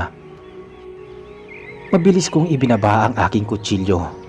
Nakangiting lumapit sa akin ng ali. Umatras pa ako ng kaunti. Natatakot ako noon na baka siya ang mangkukulam at nagpapanggap lamang bilang matanda. Mahinang tumawa ang matanda sa kasinabing, "Huwag daw akong matakot sa kanya. Hindi daw siya aswang at isang normal na albularya lang." Nagulat ako sa sinabi niya sa akin. Nagpakilala pa siya bilang Lola Rosilda. Matagal na raw siyang naninirahan sa gubat at noong nakita niya raw ako ay natuwa siya dahil matagal na raw siyang hindi nakakakita ng tao. Hindi ako makapagsalita noon. Bukod sa nagulat ako sa sinabi niyang albularya siya, ay hindi rin agad ako nagtiwala sa mga sinasabi niya kung ito ba ay totoo. Nang mapansin ni Lola Rosilda na hindi ako nagsasalita, ay ngumiti siya sa akin. Sinabihan ako na mapagkakatiwalaan ko raw siya at kakampi ko raw siya. Naramdaman niya rin daw na isa akong albularyo dahil na rin sa mga kwintas na aking suot. Tinanong ko si Lola Rosilda kung bakit doon siya naninirahan sa gubat at hindi sa baryo namin kung saan kami nakatira ni Papa. Sinabi naman ni Lola Rosilda na gusto niya raw na maging tahimik ang buhay, na malayo sa pagiging albularyo niya. Matanda na raw kasi siya at mas gusto niyang malayo sa panganib. Nakumbinsi ako sa sinabi ni Lola Rosilda. Nakangiti niya pang ikinuwento sa akin na gaya ko raw ay isa siyang dalaga noon na palaging nasa gubat at naghahanap ng mga sangkap sa gagawing gamot. Tinanong pa ako ni Lola Rosilda kung naghahanap daw ba ako ng sangkap dahil ibibigay niya raw sa akin ang mga sangkap na meron siya. Pabilis akong tumanggi. Sinabi ko na iba ang aking pakay kung bakit ako nasa gubat. Bago ko man maikwento ang tunay kong layunin kay Lola Rosilda, ay niyaya niya akong pumasok sa loob. Nagtiwala ako noon sa kanya. Pagpasok ko sa kanyang bahay ay muli niya akong tinanong kung ano raw ang pakay ko sa gubat. Doon ko kinuwento ang nangyari sa akin, ang pagkasumpa ko, ang away namin ni Papa, at ang panaginip ni Yuri. Pagkatapos kong makwento ay tinanong ko si Lola Rosilda kung nakita niya ba ang mabagsik na mangkukulam na iyon. Pabilis na umiling si Lola Rosilda. Sinabi sa akin na wala raw siyang nakitang mangkukulam sa paligid, pero wag daw akong mag-alala dahil tutulungan niya raw akong hanapin at kalabanin ang mabagsik na mangkukulam. Natuwa ako sa sinabi niya at agad na nagpasalamat. 3 araw akong nanatili sa bahay ni Lola Rosilda. Sa 3 araw na iyon ay magkasama naming nililibot ang gubat para hanapin ang mangkukulam. Pero walang nagpapakita sa amin. Kahit anong tawag ko at paghahamon ko sa mangkukulam ay hindi pa rin siya nagpapakita sa akin. Sa 3 araw kong pananatili doon ay lalong dumami ang butlig sa aking sugat. Umiinit din ang aking leeg at gustuin ko man na alisin ang kwintas na pinasuot sa akin ni Papa ay pinigilan ko ang aking sarili. Kahit papaano ay nararamdaman ko pa ring ligtas ako kapag suot ko ang kwintas na yon. Sa pananatili ko sa bahay ni Lola Rosilda ay hindi ko na rin maiwasan na obserbahan si Lola. Mabait siya at palangiti pero tuwing gabi ay lagi akong nagigising dahil sa paglabas niya sa bahay. Sa tuwing babalaking ko namang sundan si Lola ay sumasakit ang buo kong katawan. Kapag naman tatanungin ko si Lola patungkol sa pag-alis niya tuwing gabi ay sinasabi niya sa akin na nananaginip lang daw ba ako. Pero alam ko sa aking sarili na hindi yun panaginip. Kaya naman hindi ko na maiwasang magsuspecha kay Lola Rosilda. Sabi nga nila, mapanlin lang ang itsura. Doon ko rin naisip na baka si Lola Rosilda ang hinahanap kong mangkukulam at pinaglalaroan lang ako nito. sa pamamagitan ng pag-aaktong siya ay mabait sa akin. Isang gabi, nagising na naman ako sa yabag ni Lola Rosilda sa labas ng kwarto. Mabilis kong kinuha ang aking kutsilyo sa kadahan-dahang lumabas ng aking kwarto. Gaya ng inaasahan, nakita ko na naman si Lola Rosilda na lumabas ng bahay. Mabilis akong naglakad pasunod sa kanya pero muling sumakit ang aking leeg. Para din akong pinapaso ng mga butlik ko sa aking katawan. Natumba ako sa may sahig. Huminga ako ng malalim habang nakakuyom ang aking kamao. Sinabi ko sa aking sarili noon na hindi na dapat ako magpadala sa sakit na aking nararamdaman. Kailangan kong malaman kung ano ang pinupuntahan ni Lola Rosilda. Ilang saglit pa ay nawala ang sakit sa aking katawan. Mabilis akong lumabas ng bahay pero nawala si Lola Rosilda. Mahina pa akong napamura dahil doon. Gayunpaman nagpatuloy pa rin ako sa paglalakad. Diretso lang ang aking daan at alerto din ako sa paligid. Maya-maya pa, nakarating ako sa parte kung saan merong dalawang likuan. Kadalasan kaming dumadaan noon ni Lola Rosilda sa kaliwang daan, kaya sa kanan. Doon ako pumunta. Tuwing susubukan kong dumaan sa kanan, ay pinipigilan ako ni Lola Rosilda dahil daw meron daw dumabangis na hayop sa daanang iyon. Noong mga panahon na iyon ay hindi ko alam kung saan ako pupunta. Naisip ko na noon na bumalik na lang sa bahay. Pero meron ding parte ng utak ko na sinasabing puntahan ko ang kanan na daan. Sa huli, lumiko ako sa kanan. Kahit madilim ay nagagawa kong hindi matapilok. Maingat lang ang aking paghakbang noon. Tanging ilaw lamang ng buwan ang nagiging gabay ko. Natigilan ako nang makakita ng isang kuweba. Maliwanag sa loob ng kuweba. Nangunot ang noo ko dahil wala namang mabangis na hayop maliban na lamang sa isang kuweba. Nagsisinungaling sa akin si Lola Rosilda. Walang alinlangan na pumasok ako sa kuweba. May mga lampara sa bawat sulok ng kuweba. Dire-diretso akong naglakad papasok sa kuweba na yon. Hanggang sa makarinig ako ng malalakas na tawa. Umaalingaw-ngaw ito sa kuweba. Mabilis kong sinundan ang tunog ng tawa hanggang sa makarating ako sa parte ng kuweba kung saan merong malapad na bato sa gitna at nasa harapan nito ay si Lola Rosilda. Alam kong si Lola Rosilda iyon dahil sa kanyang tindig, pero iba ang kulay ng buhok niya. Tumatawa si Lola Rosilda habang nakikipag-usap sa bato. Malinaw kong narinig ang sinabi niya na nagtagumpay na raw siya sa pinaplano niya. Mauubos na raw ang angka ng albularyo na kinasusuklaman niya. Napatras ako at kinabahan dahil sa aking narinig. Alam kong nasa harapan ko na ang mangkukulam na aking hinahanap. Tama nga ang hinala ko. Si Lola Rosilda at ang mabagsik na mangkukulam ay iisa. Dapat ay susugod ako kay Lola Rosilda pero tuluyan akong nanghina. Hindi ko magalaw ang aking katawan kahit anong subok ko. Unti-unting humarap si Lola Rosilda. Nakangisi siyang nakatingin sa akin. Hindi man lang siya nagulat na naroon ako. Tinanong niya ako kung bakit daw matapang ako.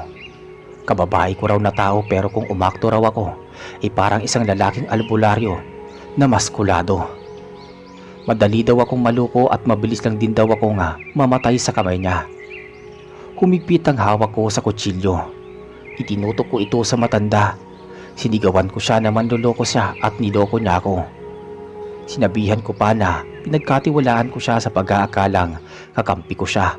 Pero isa pala siyang huwad na gusto lang ay mapatay at mapatay ako. Tumawa ng malakas si Lola. Lumapit siya sa akin at walang alinlangan na sinugatan ako sa pisngi gamit ang matutulis at mahahaba ng kuko. Akmang susugurin ko siya nang maramdaman ko ang paninikip ng aking dibdib. Malakas akong napasigaw.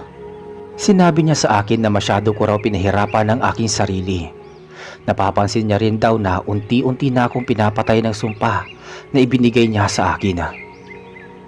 Masama akong tinignan si Lola Rosilda. Nang mawala sa akin ang sakit na aking nararamdaman ay mabilis akong tumayo. Hindi ako nagsayang ng oras pa.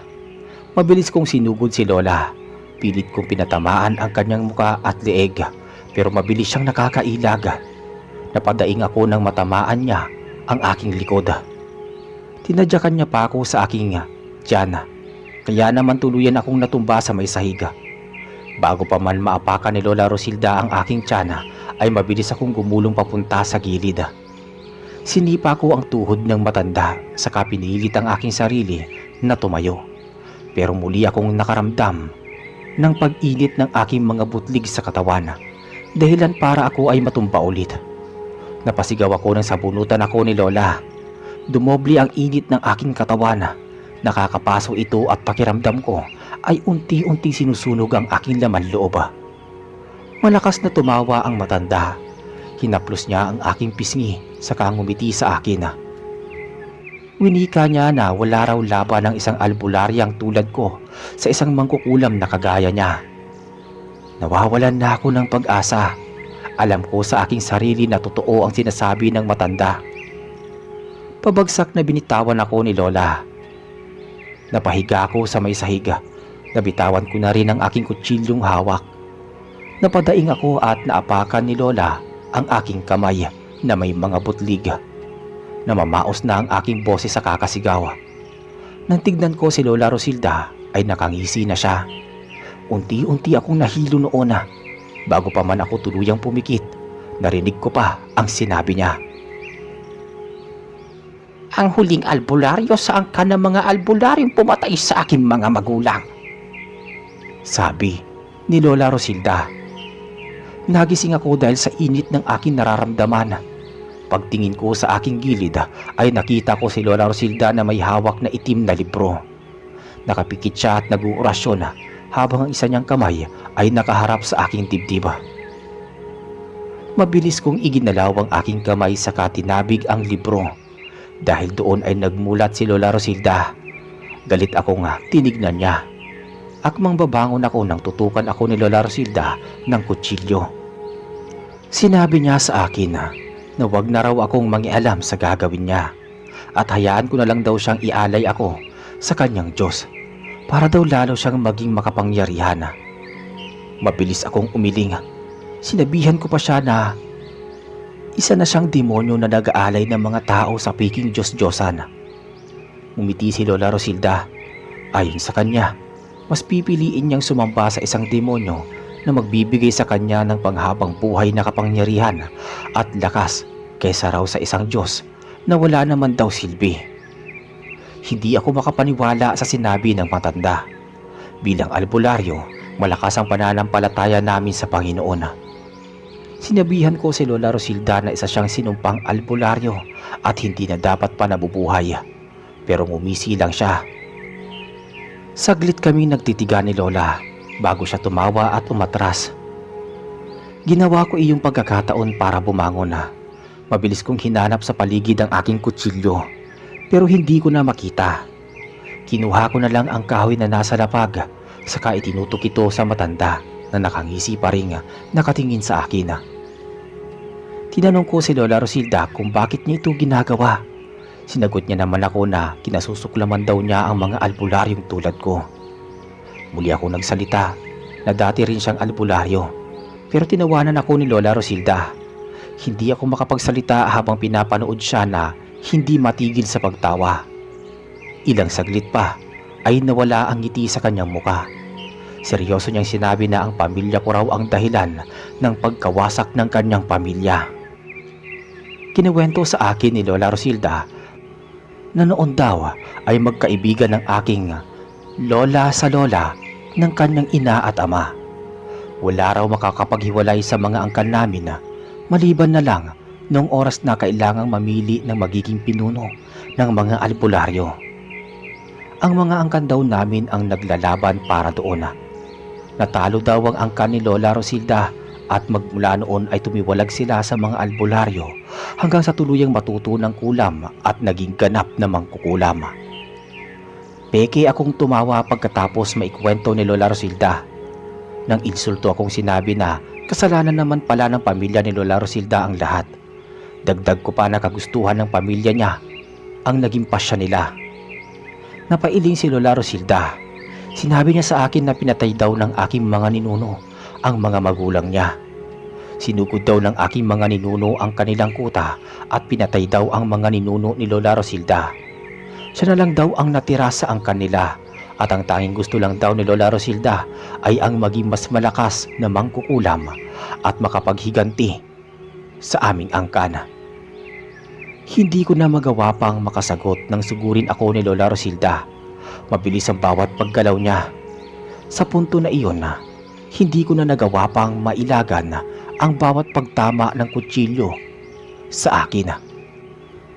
Napadaing pa ako nang maapakan niya ang aking dibdib. Malakas akong napasigaw. Tinatawag ko ang pangalan ng aking ama at pilit din akong nagdadasal na sana ay makaligtas ako. Maya-maya, hinawakan ni Lola Rosilda ang aking buhok, saka sinabunutan ako hanggang sa tuluyan akong makatayo. Hindi ko magalaw ang aking katawan dahil sa panghihina. Isama pa ang aking mga sugat at butlig. Nakangising lumapit sa akin ang matanda. Halos manlamig ako nang marinig ang binubulong niya sa akin. Sinabi niya sa akin na hindi raw ako ang direktang isinumpa dahil ang sinumpa niya raw ay ang kwintas na suot-suot ko. Malakas na tumawa si Lola Rosilda. Nakadikit daw sa kwintas ang sumpa at kahit mamatay daw siya ay hinding-hindi mawawala ang sumpa hanggat hindi ito naaalis sa aking leeg. Noong mga oras na iyon lalo akong nanghina. Nawalan na rin ako ng pag-asa na mabuhay pa. Ang inaalala ko na lang noong mga oras na iyon ay ang pagsuway ko sa utos ng aking ama. Sinabihan ko si Lola Rosilda na pakawalan na ako. Dagdag ko pa na ayoko na ng away dahil inaamin ko na hindi ko na kaya makipaglaban sa isang mabagsik na mangkukulam na katulad niya. Sinabi niya sa akin na iaalay na lang daw niya ako para mas mapakinabangan. Akmang sasaksakin na ako ni Lola Rosilda nang makarinig kami ng malakas na sigaw kasabay ng pagbitiw sa akin ng matanda. Mabilis akong tinulungan ni Yuri na may hawak ng kutsilyo. Pagtingin ko sa pwesto ni Lola Rosilda ay nakipaglaban na ito sa aking ama. Naiiyak akong niyakap ni Yuri. Sinabi ko sa kanya na mamamatay na ako dahil nasa kwintas ang sumpa. Umiling si Yuri. Sinabi niya sa akin na wag daw akong mawalan ng pag-asa. Ang kailangan lang daw ay alisin ang kwintas sa aking leeg. Mabilis na sinubukan namin ni Yuri na alisin ang kwintas pero hindi ito maalis-alis sa aking leeg. Pakiramdam ko rin ay humihigpit ang kwintas sa aking leeg. Napatingin ako kay Yuri nang sumigaw siya. Pagkaharap ko sa pwesto ni na Papa ay naapakan na ni Lola Rosilda ang dibdib ni Papa. Hindi na ako nag-alinlangan pa na sugurin si Lola. Tumalon ako sa kanyang likod saka malakas na hinila ang kanyang buhok. Hindi ako nag-alintana pa ang paninikip ng aking dibdib. Kinalmot ko ang mukha ni Lola Rosilda. Tumulong naman sa akin si Yuri. Hinila niya ang mahabang buhok ng matanda at nang magawa namin siyang patumbahin ay saka mabilis kong inapakan ang mukha nito. Hinawakan din ni Yuri ang dalawang kamay ng matanda. Malakas na sumigaw si Lola Rosilda. Sinabi niya sa amin na babalikan daw niya kami. Bago pa man siya makapagsalita, ay ilang beses kong sinampal si Lola Rosilda. Kinuha ko ang kutsilyo mula kay Yuri at walang sawang pinagsasaksak ang mukha nito. Nang mapansin kong hindi na gumagalaw ang matanda ay saka ako napatras. Unti-unti akong napaluhod nang maramdaman ko ang paninikip ng kwintas. Narinig ko ang pagtawag sa akin ni Papa. Sumuka na rin ako ng dugo at hindi na makahinga. Narinig ko si Papa na sinabing hugutin daw ang kuko ni Lola Rosilda. Nakita kong ginawa naman ito ni Yuri. Ibinigay ni Yuri kay Papa ang mahabang kuko ng matanda, saka ginamit ito upang ipangputol sa kwintas na aking suot. Pero hindi pa rin nawala ang paninikip ng aking dibdib. Nahihilo na rin ako at pakiramdam ko noon ay mamamatay na ako. Ang tanging narinig ko na lang bago ako mawalan ng malay ay ang boses ni Papa na sinasabing mahina na raw ang aking pulso. Nagising ako na nanghihina pa rin. Agad kong hinawakan ang aking leeg. Napangiwi pa ako nang maramdaman ang sugat doon.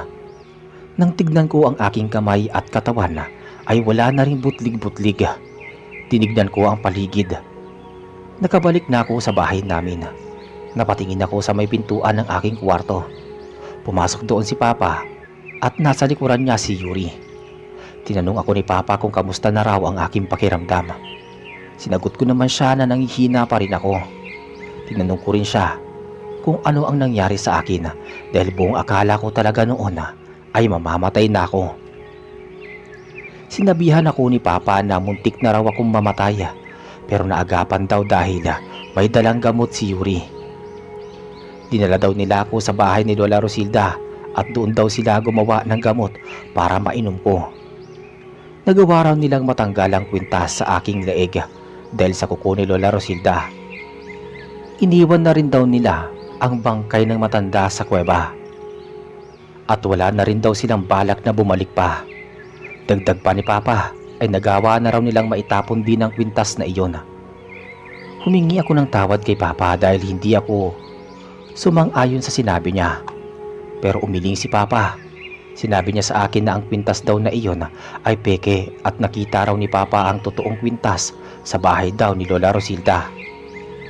Nagsalita din si Yuri at sinabi sa akin na siya raw ang nagsabi kay Papa ng dahilan kung bakit ako umalis. Hinanap daw kasi ako ni Papa kay Yuri.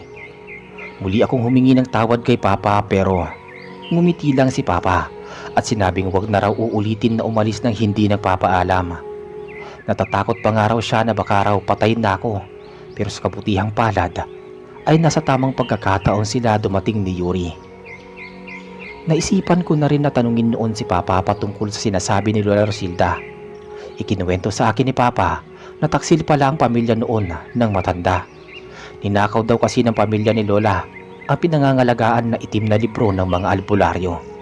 Hanggang ngayon daw ay hindi alam ni Papa kung saan daw iyon itinago ng mangkukulam. Pero kung nasaan daw man iyon ay sana hindi na ito gamitin pa sa kasamaan. Sinabi ko kay Papa na nakita ko itong hawak ng matanda. Sinagot niya naman ako na hindi niya raw napansin pero wag ko na raw iyon masyadong isipin dahil ang mahalaga raw ay buhay ako.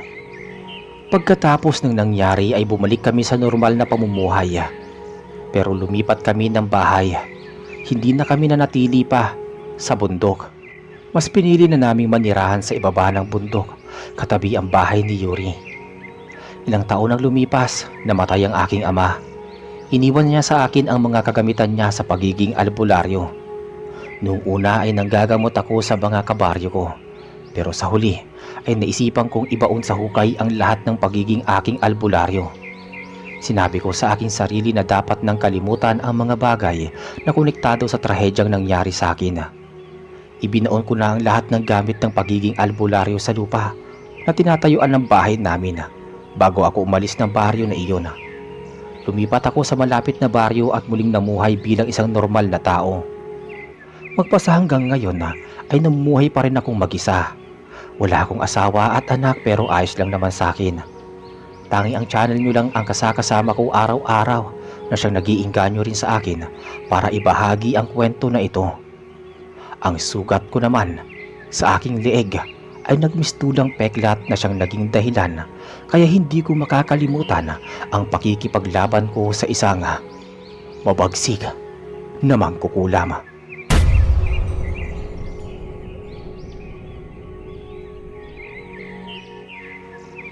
Magandang araw po mga kakwentuhan.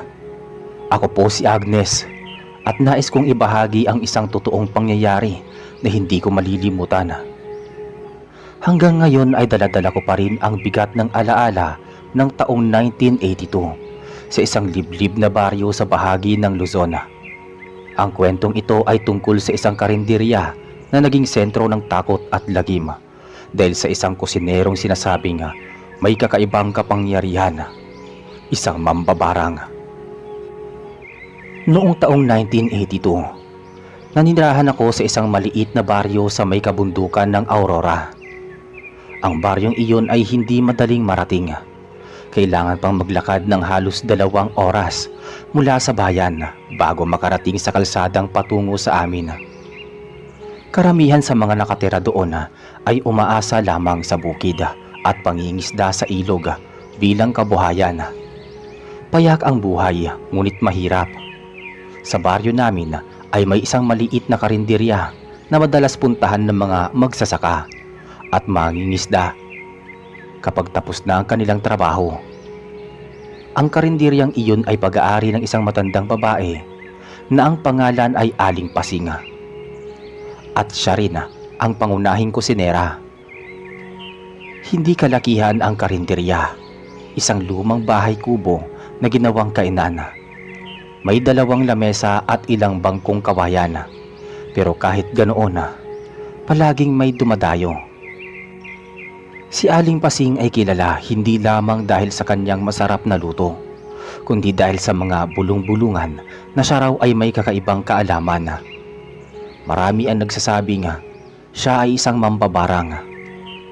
Wala namang matibay na ebidensya, pero kakaiba talaga ang kanyang aura. Lagi siyang nakasuot ng lumang duster. Madungis ang buhok at mapupungay ang mga mata na tila laging nakatitig sa kaluluwa ng kausap. Sa umpisa ay walang masama. Ang pagkain niya ay masarap at mura, kaya halos lahat ng taga-baryo ay kumakain sa karinderya niya.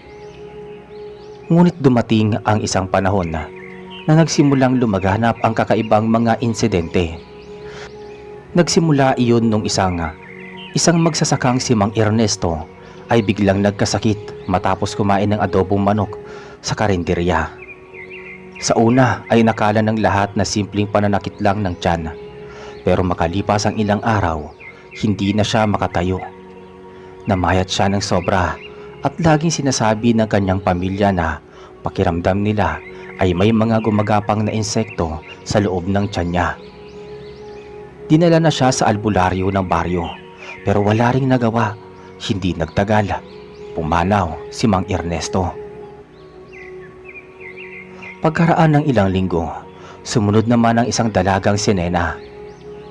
Madalas siyang kumain sa karinderya, lalo na tuwing hapon matapos magbenta ng gulay sa palengke.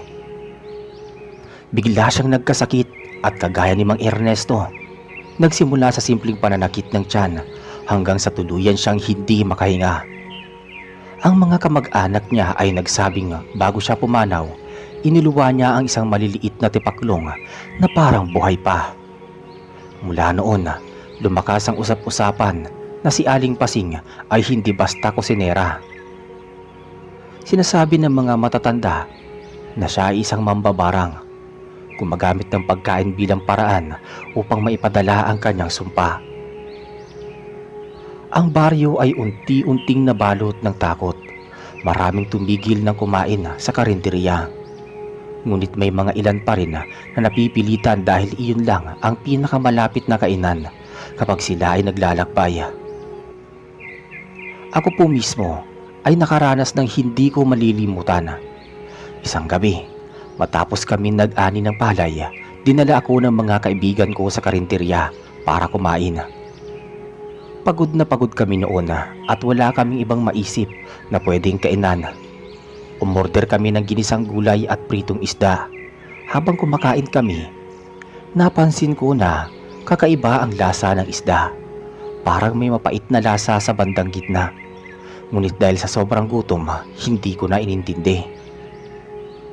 Pag-uwi ko ng bahay, bigla akong nilagnat.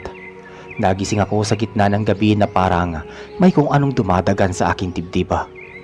Nang idilat ko ang aking mga mata, nakita ko sa kisame ang anino ng maliit na insekto na parang gumagapang. Nagpikit ako ng mata at nagdasal. At nang muli kong imulat, wala na ang mga yon, pero ang katawan ko ay nangihina. Kinabukasan dinala ako ng nanay ko sa isang albularyo. Ang sabi niya, may masamang espiritu na dumikit sa akin mula sa pagkain na aking kinain. Ginawa niya ang kanyang ritual. Nagsunog ng insenso at pinainom ako ng pinaghalong dahon ng bayabas at ugat ng luya. Sa awa ng Diyos, gumaan ang pakiramdam ko makalipas ang ilang araw. Ngunit mula noon, hindi na ako muling kumain sa karinderya ni Aling Pasing. Pagkatapos ng naranasan ko, nagsimula akong maging mas mapagmasida sa paligid ng baryo. Ang karinderya ni Aling Pasing ay hindi na kasing dami ng parokyano gaya ng dati. Madalas ay kakaunti na lamang ang pumapasok doon.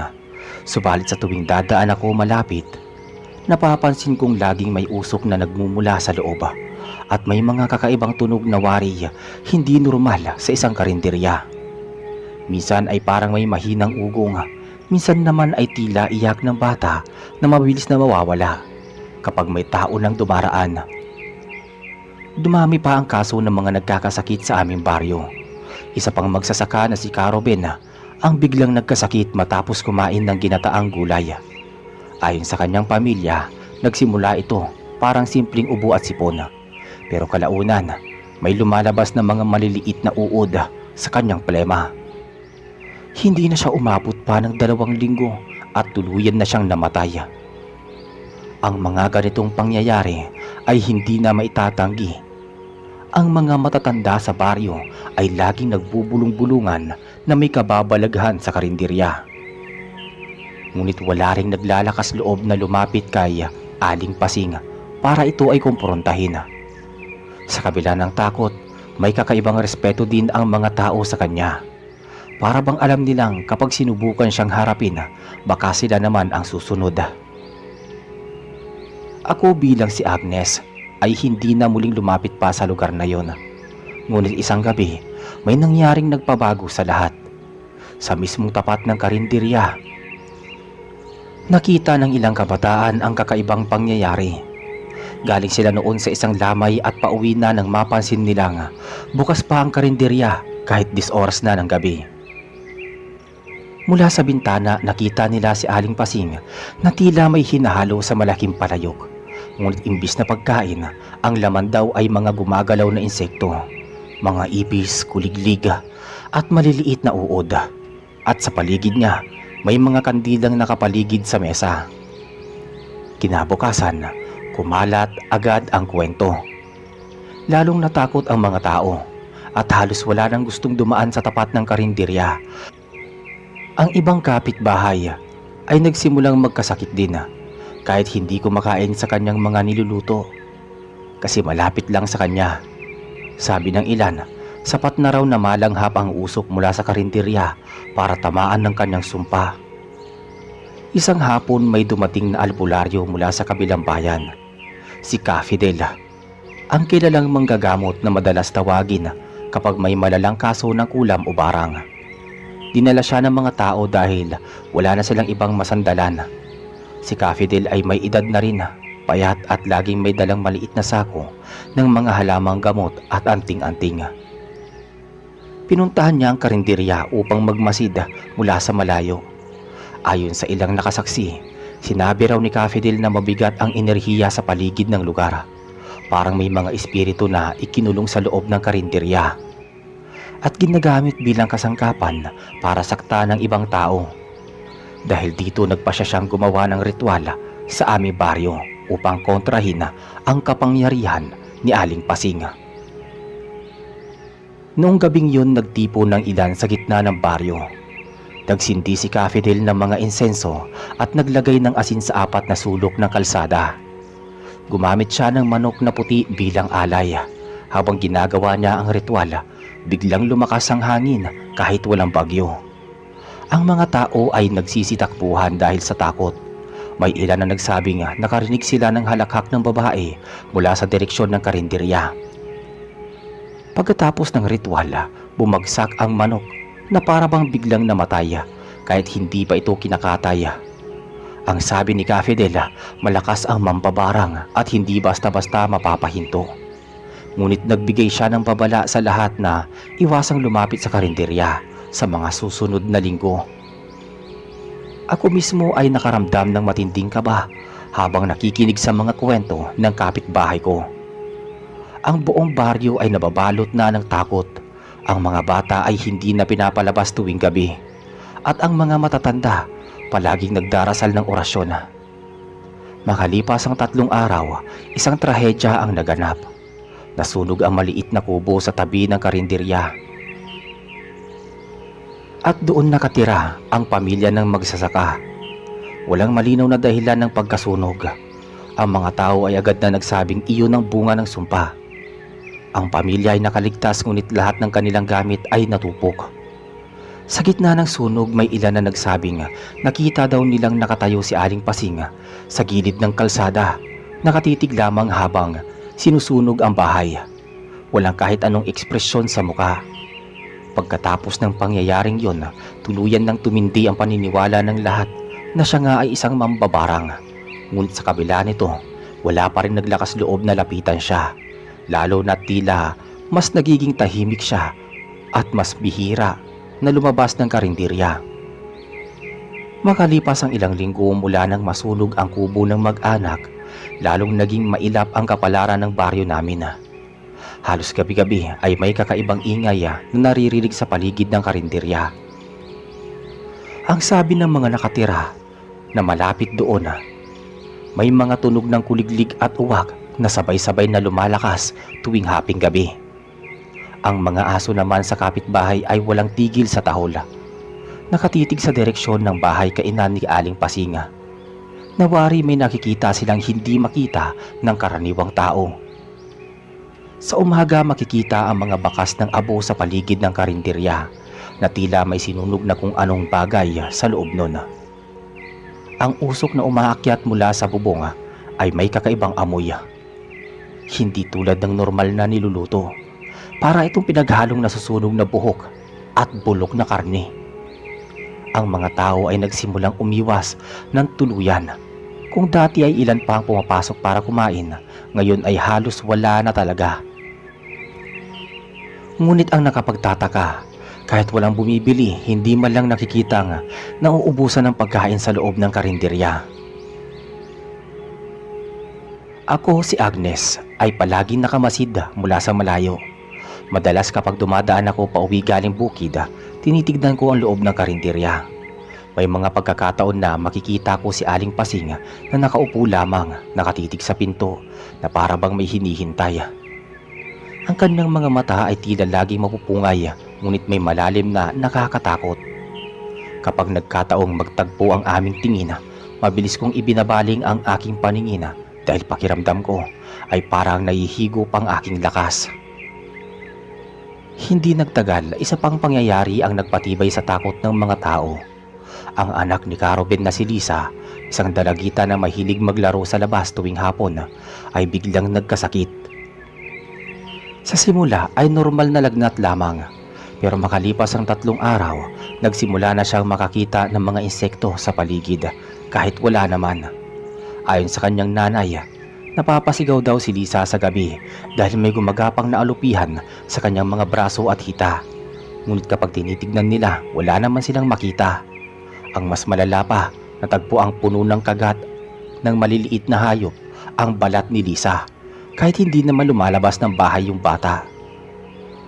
Tinawag muli si Cafidel upang subukan siyang gamutin.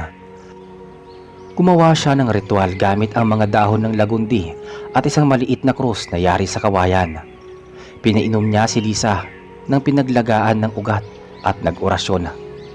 Subalit habang ginagawa ang dasal, biglang bumagsak ang lampara sa gilid ng kwarto at muntik nang masunog ang banig na kanilang hinihigaan. Nataranta ang lahat, ngunit si Cafidel ay nagpatuloy lang. Pagkatapos ng ritual, bahagyang gumaan ang pakiramdam ng bata, ngunit hindi tuluyang nawala ang sakit. Ang sabi ni Cafidel, malakas ang kapangyarihang bumabalot sa pamilya ni Lisa. Hindi ito ordinaryong sakit, kundi may pinanggagalinghang sumpa.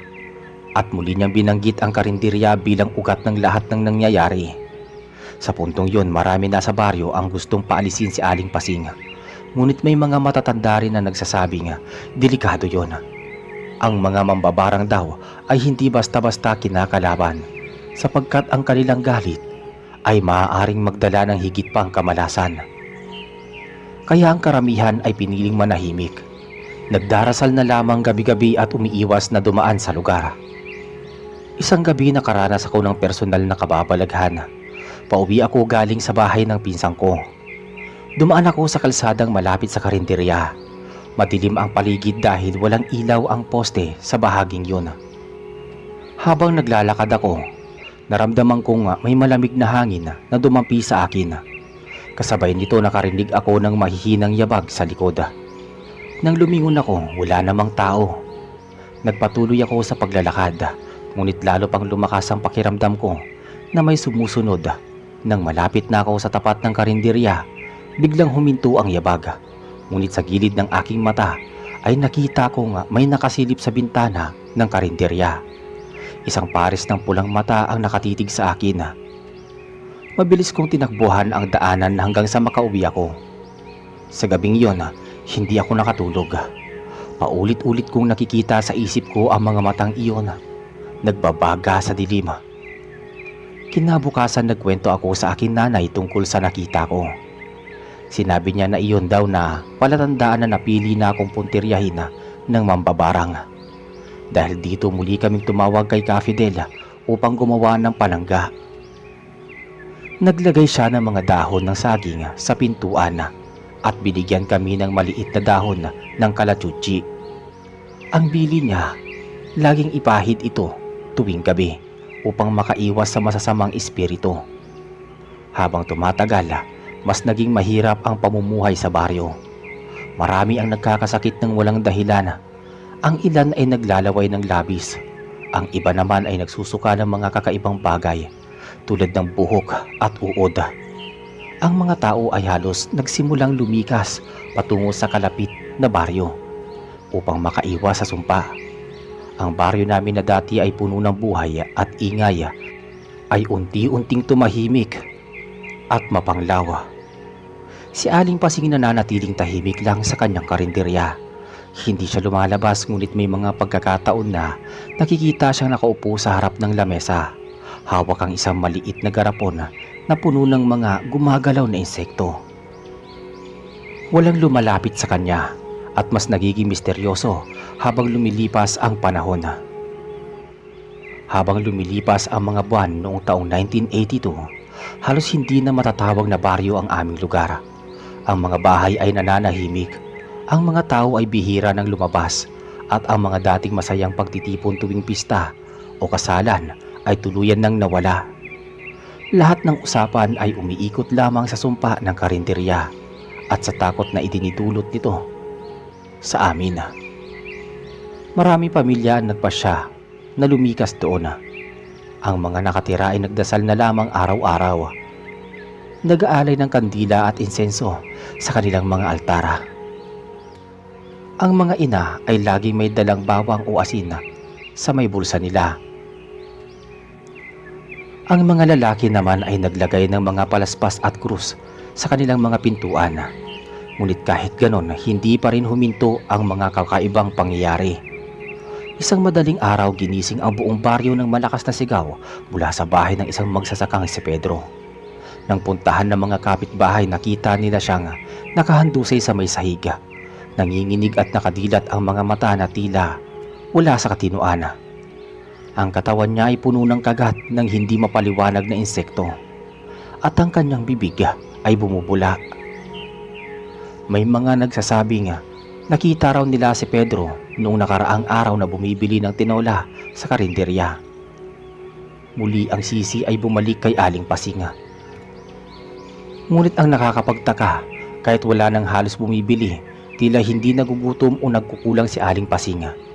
May mga gabi na makikita siyang may inihahain sa mesa, ngunit walang kasamang tao. Parang may kausap siya, mga nilalang na hindi nakikita ng iba.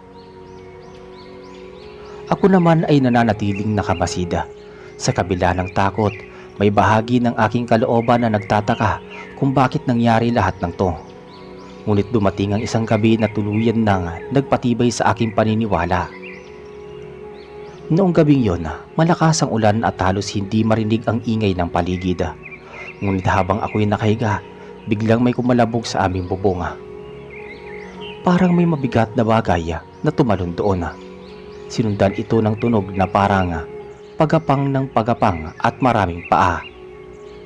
Nang lumabas ang aking kuya upang tignan ito, wala siyang nakita.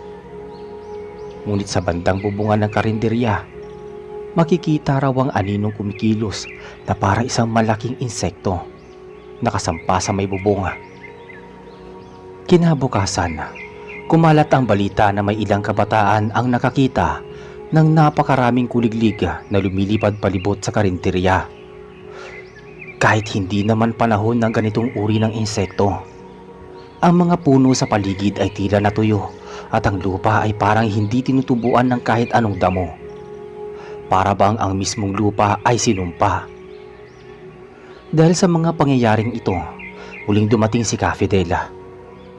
Sa pagkakataong ito, mas determinado siyang wakasan ang kapangyarihan ng mambabarang. Nagpasya siyang magsagawa ng mga mas matinding ritual sa tulong ng ilang matatanda sa baryo. Pinili nila ang gabi ng kabilugan ng buwan sapagkat ayon kay Kafidel, iyon ang tamang panahon upang basagin ang kapangyarihan ng isang mambabarang. Nang dumating ang gabi, nagtipon halos lahat ng natirang tao sa baryo. Sa gitna ng plaza, nagsindi sila ng apoy at nag-ayos ng mga halamang gamot. Asin, langis, at ang ilan ay nagdala ng mga puting manok at ilang kawayan para sa ritual. Habang nagsisimula si Kafidel ng kanyang dasal, biglang lumakas ang hangin. Ang mga tao ay nagsimulang makaramdam ng panginginig sa katawan. At ang ilan ay nakakita ng mga aninong dumadaan sa gilid ng plaza. Sa kalagitnaan ng ritual, biglang sumiklab ang apoy at nagpakita ng hugis ng isang babae. Ang mga tao ay sabay-sabay na napapasigaw sapagkat malinaw nilang nakita ang anyo ni Aling Pasing sa loob ng apoy. Ang kanyang mga mata ay nagliliyab at ang kanyang bibig ay nakangisi. Ang apoy ay biglang bumagsak at nagdulot ng abo sa paligid. Pagkatapos ng gabing iyon, biglang nawala si Aling Pasing. Hindi na siya muling nakita sa karinderya. Ang bahay kainan ay naiwan na lamang na nakatiwangwang, puno ng alikabok at mga sirang gamit. Ngunit ang takot ay hindi pa rin nawala. Marami ang nagsasabing hindi siya tuluyang nawala, kundi lumipat lamang ng ibang lugar. Makalipas ang ilang linggo, unti-unting bumalik ang sigla ng baryo. Ang mga bata ay muli nang lumalabas upang maglaro, at ang mga magsasaka ay nagbalik sa kanilang bukid, ngunit nananatili ang takot at pag-aalinlangan sa mga naiwan. Ang karinderya ay hindi na muling ginamit. Walang naglakas na loob na pumasok sa loob nito, kahit na maraming beses itong pinilit linisin ng mga bagong opisyal ng baryo. Ang sino mang susubok ay biglang nagkakasakit. Ako ay nananatiling tahimik. Ang lahat ng aking naranasan at nasaksihan ay hindi ko malilimutan. Hanggang ngayon, tuwing maaalala ko ang mga pulang mata na tumititig sa akin sa dilim, napapahinto ako at napapadasala. Naniniwala akong may mga bagay na hindi natin kayang ipaliwanag at ang mga ito ay bahagi ng ating mundo. Ang kwento ng kusinerang mambabarang sa karinderya ay nananatiling buhay sa aming alaala. Kahit matagal nang lumipas ang panahon at kahit maraming taon na ang nakalipas mula ng 1982. Sa tuwing dumadaan ako malapit sa lugar na yon, pakiramdam ko ay naroon pa rin siya. Nagmamasid, naghihintay ng susunod na biktima. Lumipas ang mga taon matapos mawala si Aling Pasing. Ngunit ang alaala ng karinderya ay nananatiling mabigat sa baryo. Ang gusali ay unti-unting kinain ng kalawang at amag. Ang mga kawayan at nipa ay gumuho at ang bubong ay tinubuan ng damo, pati na rin ng baging. Wala nang naglakas loob na muling ayusin iyon o gamitin. Para bang ang mismong lupa kung saan ito itinayo ay sinumpa na habang buhay. May mga pagkakataon na may mga bagong dumadayo sa baryo, lalo sa tuwing piyesta. Ang ilan ay nagtaka kung bakit may nakatiwangwang na gusali sa tabi ng kalsada. Ngunit kapag tinatanong nila ang mga taga roon, kaunti lamang ang sumasagot. Kadalasan tatahimik ang lahat at iniiwasan ang usapan. Para bang isang lihim na ayaw ng ungkatin. Ngunit kahit pinilit kalimutan paminsan-minsan, ay muling bumabalik ang takot. Isang gabi naman taong 1987, may mga kabataan naglakas loob na pumasok sa lumang karinderya. Ayon sa kanila, Gusto lang nilang maglaro at mapatunayan na tapos na ang sumpa. Pumasok sila, dala ang mga lampara at naglibot sa loob. Nakita nila ang mga lumang mesa, ang sirang kalan at ang basag na garapon na may natuyong laman na parang alikabok. Ngunit hindi pa sila nagtagal sa loob nang bigla nilang naramdaman ang malamig na hangin. May isa sa kanila ang nagsabing may narinig siyang pagaspas ng pakpak. Pagkatapos pa isa-isa silang nakakita ng mga insekto sa may sahig, mga ipis at uod na para bang biglang lumitaw mula sa kawalan. Sa sobrang takot, nagsitakbuhan sila palabas. Kinabukasan, 3 sa kanila ang nagkasakit ng mataas na lagnat. Mula noon, wala nang sino man ang naglakas loob na lumapit sa karinderya. Ang kwento ay muling kumalat, hindi lamang sa aming baryo, kundi maging sa kalapit na mga lugar. Naging bahagi na ito ng mga kwentong ikinukwento tuwing may bagong bisita, ngunit laging may babala na huwag susubukan ang kapalaran. Ako naman ay lumipat na rin ng tirahan makalipas ang ilang taon, ngunit dala ko pa rin ang bigat ng mga alaala sa tuwing naaalala ko ang panahon na may mayroong mambabarang sa karinderya. Nakikita ko pa rin ang mga mukha ng mga taong namatay dahil sa hindi mapaliwanag na sakit. Nakikita ko pa rin ang mga pulang mata sa dilima at ang usok na may kakaibang amoy na lumalabas mula sa karinderya. Hanggang ngayon po, naniniwala ako na hindi tuluyang nawala si Aling Pasing. Ang mga taong tulad niya ay hindi basta-basta naglalaho. Maaaring lumipat siya sa ibang baryo o baka nananatili pa rin ang kanyang kaluluwa sa lugar kung saan siya huling nakita. Ang karinderya ay parang isang bantayog ng takot, isang paalala na may mga bagay na hindi kayang ipaliwanag ng tao at may mga nilalang na hindi dapat hamunin. Ang kwento ng karinderyang iyon ay tunay na nangyari at ito ay isa sa mga karanasang hindi ko malilimutan. Sa tuwing kinukwento ko ito, bumabalik sa akin ang takot, ngunit naniniwala akong mahalaga ring ibahagi ito sapagkat ang mga ganitong karanasan ay nagsisilbing babala sa mga susunod na henerasyon na hindi lahat ng anyo ng kabutihan tulad ng isang simpleng karinderya ay totoo at ligtas. At hanggang sa ngayon, tuwing ako ay mapapadaan sa baryo kung saan ito nagsimula, hindi ko magawang lumapit kahit wasak na ang bubong at gumuho na ang dingding. Ramdam ko pa rin ang presensya ng mambabarang na kusinera. Para bang nakatingin pa rin siya, tahimik na nagmamasid, naghihintay ng panibagong bisita na maglakas loob na pumasok. Taong 1991 nang muling nagkaroon ng bisita tungkol sa lumang karinderya ni Aling Pasing. Ilang dekada na itong nakatiwangwang, wasak na talaga. Butas-butas na ang dingding at natatakpan na ng mga gumagapang na baging. Ngunit may mga balitang umusbong sa baryo na yon. Mga istoryang nagsasabing may mga batang hindi na nakakauwi kapag naglalaro malapit doon. May mga pagkakataon na may nakakakita sa isang batang umiiyak sa gilid ng karinderya. Pero nang lalapitan nila, bigla itong naglalaho na parang bula. May isa pang magsasaka ang nagpatotoo na habang siya'y umuuwi galing bukid, nakarinig siya ng tunog ng kawali at sandok na parabang may nagluluto sa loob. Ngunit nang sumilip siya, ang nakita niya ay wasak na kalan at mga sirang gamit. Ang amoy ng niluluto ay hindi basta pagkain. Amoy ito ng nasusunog na balat at laman. Ang mga matatanda sa baryo ay muling nagbalik sa kanilang dating takot. Pinayuhan nila ang mga kabataan na wag nang lalapit, lalo na sa tuwing gabi. Ngunit gaya ng dati, may ilang pa ring matitigas ang ulo. 5 kabataan ang nangahas na muling sumilip sa loob ng karinderya. Dala nila ang lakas ng loob at biro sa isa't isa na para bang walang dapat katakutan. Pagpasok nila, tahimik ang paligid.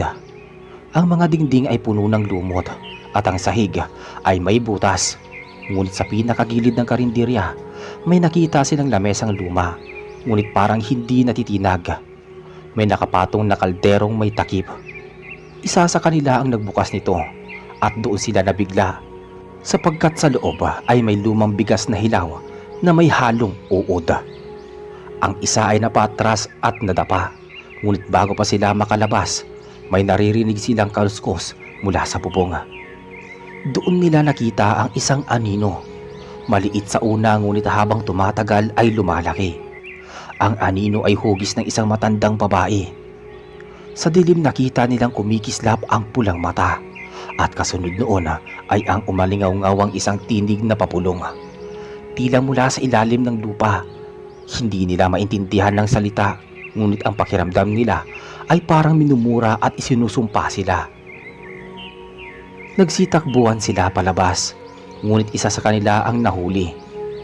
Kinabukasan, natagpuan itong nakahandusay sa damuhan. Walang malay at nanginginig. Ilang linggo itong nilagnat at hindi na nakabangon pa. Ang mga magulang ay nagpatulong din sa albularyo, ngunit wala ring nagawa. Sa huli, namatay ang bata na may mga pantal sa buong katawan at puno ng sugat na parang kagat ng libu-libong insekto. Lumaganap ang takot sa baryo. Muling inalala ng lahat ang pangalan ni Aling Pasing. Sabi ng ilan, bumalik daw siya. Sabi naman ng iba, hindi talaga siya nawala sapagkat ang kaluluwa niya ay nakatanim sa lugar na yon. Ako naman ay nakarinig ng kwento mula sa isang matanda na dati raw kasama ni Aling Pasing sa may palengke. Aniya, bago pa man mawala si Pasing, may narinig siyang huling bulong nito. Sinabi daw nito na, "Hindi ako aalis hanggat may dumadayo dito. Ang karinderya ko ay hindi mawawala." At hanggang ngayon, tuwing ako ay napapadaan sa baryo, nakikita ko pa rin ang karinderya. Halos giba na ngunit hindi lubusang natitinag. Lagi may natitirang bahagi na parang ayaw bumigay. Ang mesa, ang kaldero at ang isang lumang garapon ay palaging nandoon kahit ilang beses nang nasira ng bagyo. Marami pa rin ang nakaririnig ng mga kaluskos at tunog ng sandok. Ang ilan ay nagsasabing may naaamoy silang nilulutong ulam, ngunit may bahid ng dugo ang amoy. May mga naglakas loob pang dumaan ngunit karamihan ay nagsisisi matapos. Sa paglipas ng panahon, tila hindi na nawala ang sumpa ng kusinerang mambabarang sa karinderya. At ako bilang saksi sa lahat ng nangyari noon ay dala pa rin ang takot hanggang ngayon. Mabilis na lumipas ang mga taon, ngunit ang pangalan ni Aling Pasing ay parang hindi naglalaho kahit ang mga batang ipinapanganak pagkatapos ng taong 1982 ay lumaki na may kaalaman tungkol sa kanya at sa kanyang karinderya. Ang mga magulang kapag gusto nilang pasunurin ang mga anak ay binabanggit lamang ang karinderya ni Aling Pasing at agad na tumatahimik ang bata. Noong taong 1995 naman, dumating ang panibagong pangyayari. May pamilyang galing Maynila ang nagdesisyong lumipat sa baryo. Ayon sa kanila, gusto nilang mamuhay ng simple, malayo sa gulo ng syudad. Nagpatayo sila ng maliit na tindahan malapit sa palengke. Hindi nila agad alam ang kasaysayan ng lugar. Isang gabi habang nagbibilang ng paninda si Marites, ang panganay na anak ng bagong pamilya, nakarinig siya ng kalabog mula sa di kalayuan. Nang silipin niya doon ay natanaw niya ang lumang karinderya. Akala daw niya walang tao doon, ngunit malinaw niyang nakita ang liwanag ng lampara sa loob. Hindi niya ito sinabi kaagad sa kanyang mga magulang dahil baka mapagalitan siya. Ngunit kinabukasan, kinuwento niya sa kanyang pinsan. Nag-usisa silang dalawa, lumapit sa lugar. Tanghaling tapat. Nakita nila ang mesa at ang kaldero gaya ng mga kwento. Ngunit sa pagkakataong yun, may bagong bagay silang nadiskubre. Sa ilalim ng lamesa may nakaukit na mga simbolo, mga hugis insekto, parang langaw at ipis. Nakakakilabot tignan dahil ang mga ukit ay parang sariwa pa, tila bagong gawa lamang. Mula noon nagsimulang bangungutin si Marites. Sa kanyang panaginip naman, palaging may matandang babae na nakatayo sa gilid ng kanilang higaan. Namumula ang mata at may dalang sandok na kahoy. Hindi ito nagsasalita pero palaging tinuturo ang tiyan niya. Sa paglipas ng ilang linggo, nagsimulang mga yayat si Marites. Wala siyang gana sa pagkain at palagi siyang nilalagnat. Dinala siya sa doktor, ngunit walang makitang sakit. Sinubukan ng kanyang mga magulang ang ospital doon sa bayan, ngunit iisa lang ang resulta. Palusog naman daw siya. maliban sa matinding panghihina. Doon napilitan ng pamilya na lumapit sa isang matanda ng baryo. Sila ang nagsasabi na baka may kinalaman ito sa karinderya ni Aling Pasing. Nagdala ng albularyo mula sa kabilang barangay. Sa unang gabi ng pagtatawas, kitang-kita ng lahat na nagbago ang anyo ng kandila. Ang tunaw na wax ay bumuo ng hugis na parang sandok at kaldero. Ang albularyo ay napailing at nagsabi na nga, "May nakadikit sa bata. Hindi basta sakit kundi sumpa." Pinilit nilang tapusin ang ritual, ngunit sa kalagitnaan nito ay biglang naglaho ang ilaw ng gasera. Kasunod noon narinig ng lahat ang matinis na halakhak mula sa malayo. Ang aso sa labas ay tahol ng tahol, halos mabaliw. Nang maibalik ang liwanag, ang mesa sa loob ng bahay ay biglang nagkaroon ng mga uod. Gumagapang yun. Walang nakakapagsabi kung papaano iyon napunta doon. Simula noon, naging lantad na ang presensya ni Aling Pasing. Marami ang muling nakakita ng anino sa karinderya tuwing gabi. Ang iba naman ay nakarinig ng pagkalansing ng sandok. Sa gitna ng dilema, may ilan pang nagsasabing may babaeng nakaputing duster na paikot-ikot sa paligid ng kalsada. Hawak ang isang lumang garapon. At si Marites, lumalala ang kalagayan. Ang kanyang balat ay nagkaroon ng mga sugat na kahawig ng kagat ng insekto. Sa tuwing gabi, palagi may lumalabas na ipis sa kanilang bahay kahit gaano ito kalinis. Parang sinadyang dumami ang mga ito at palaging nasa paligid ng higaan ni Marites. Ang pamilya ay halos sumuko na ngunit hindi sila agad umalis ng baryo. Natakot sila na baka mas lumala ang sumpa kung bigla silang aalis, kaya't nanatili sila doon. Nagdasal na lamang araw-araw. Ngunit sa huling buwan ng taon bago magpasko, namatay si Marites. Walang nakatiyak kung ano ang dahilan, ngunit ang bangkay niya ay puno ng pantala at parang tinuklaw ng mga insekto. Muling nabuhay ang takot ng mga tao. Maraming nagsabi na iyon ang tanda na hindi kailanman nawala si Aling Pasing. Ang sumpa ay buhay pa rin at patuloy na humahanap ng masusumpa. At hanggang dito na lamang ang kwento. Dala pa rin ng baryo ang alaala ng kusinerang mambabarang. Ang kanyang karinderya ay naroon pa rin, hindi tuluyang gumuho at palaging nag-aanyaya ng takot sa sino mga mapapadaan.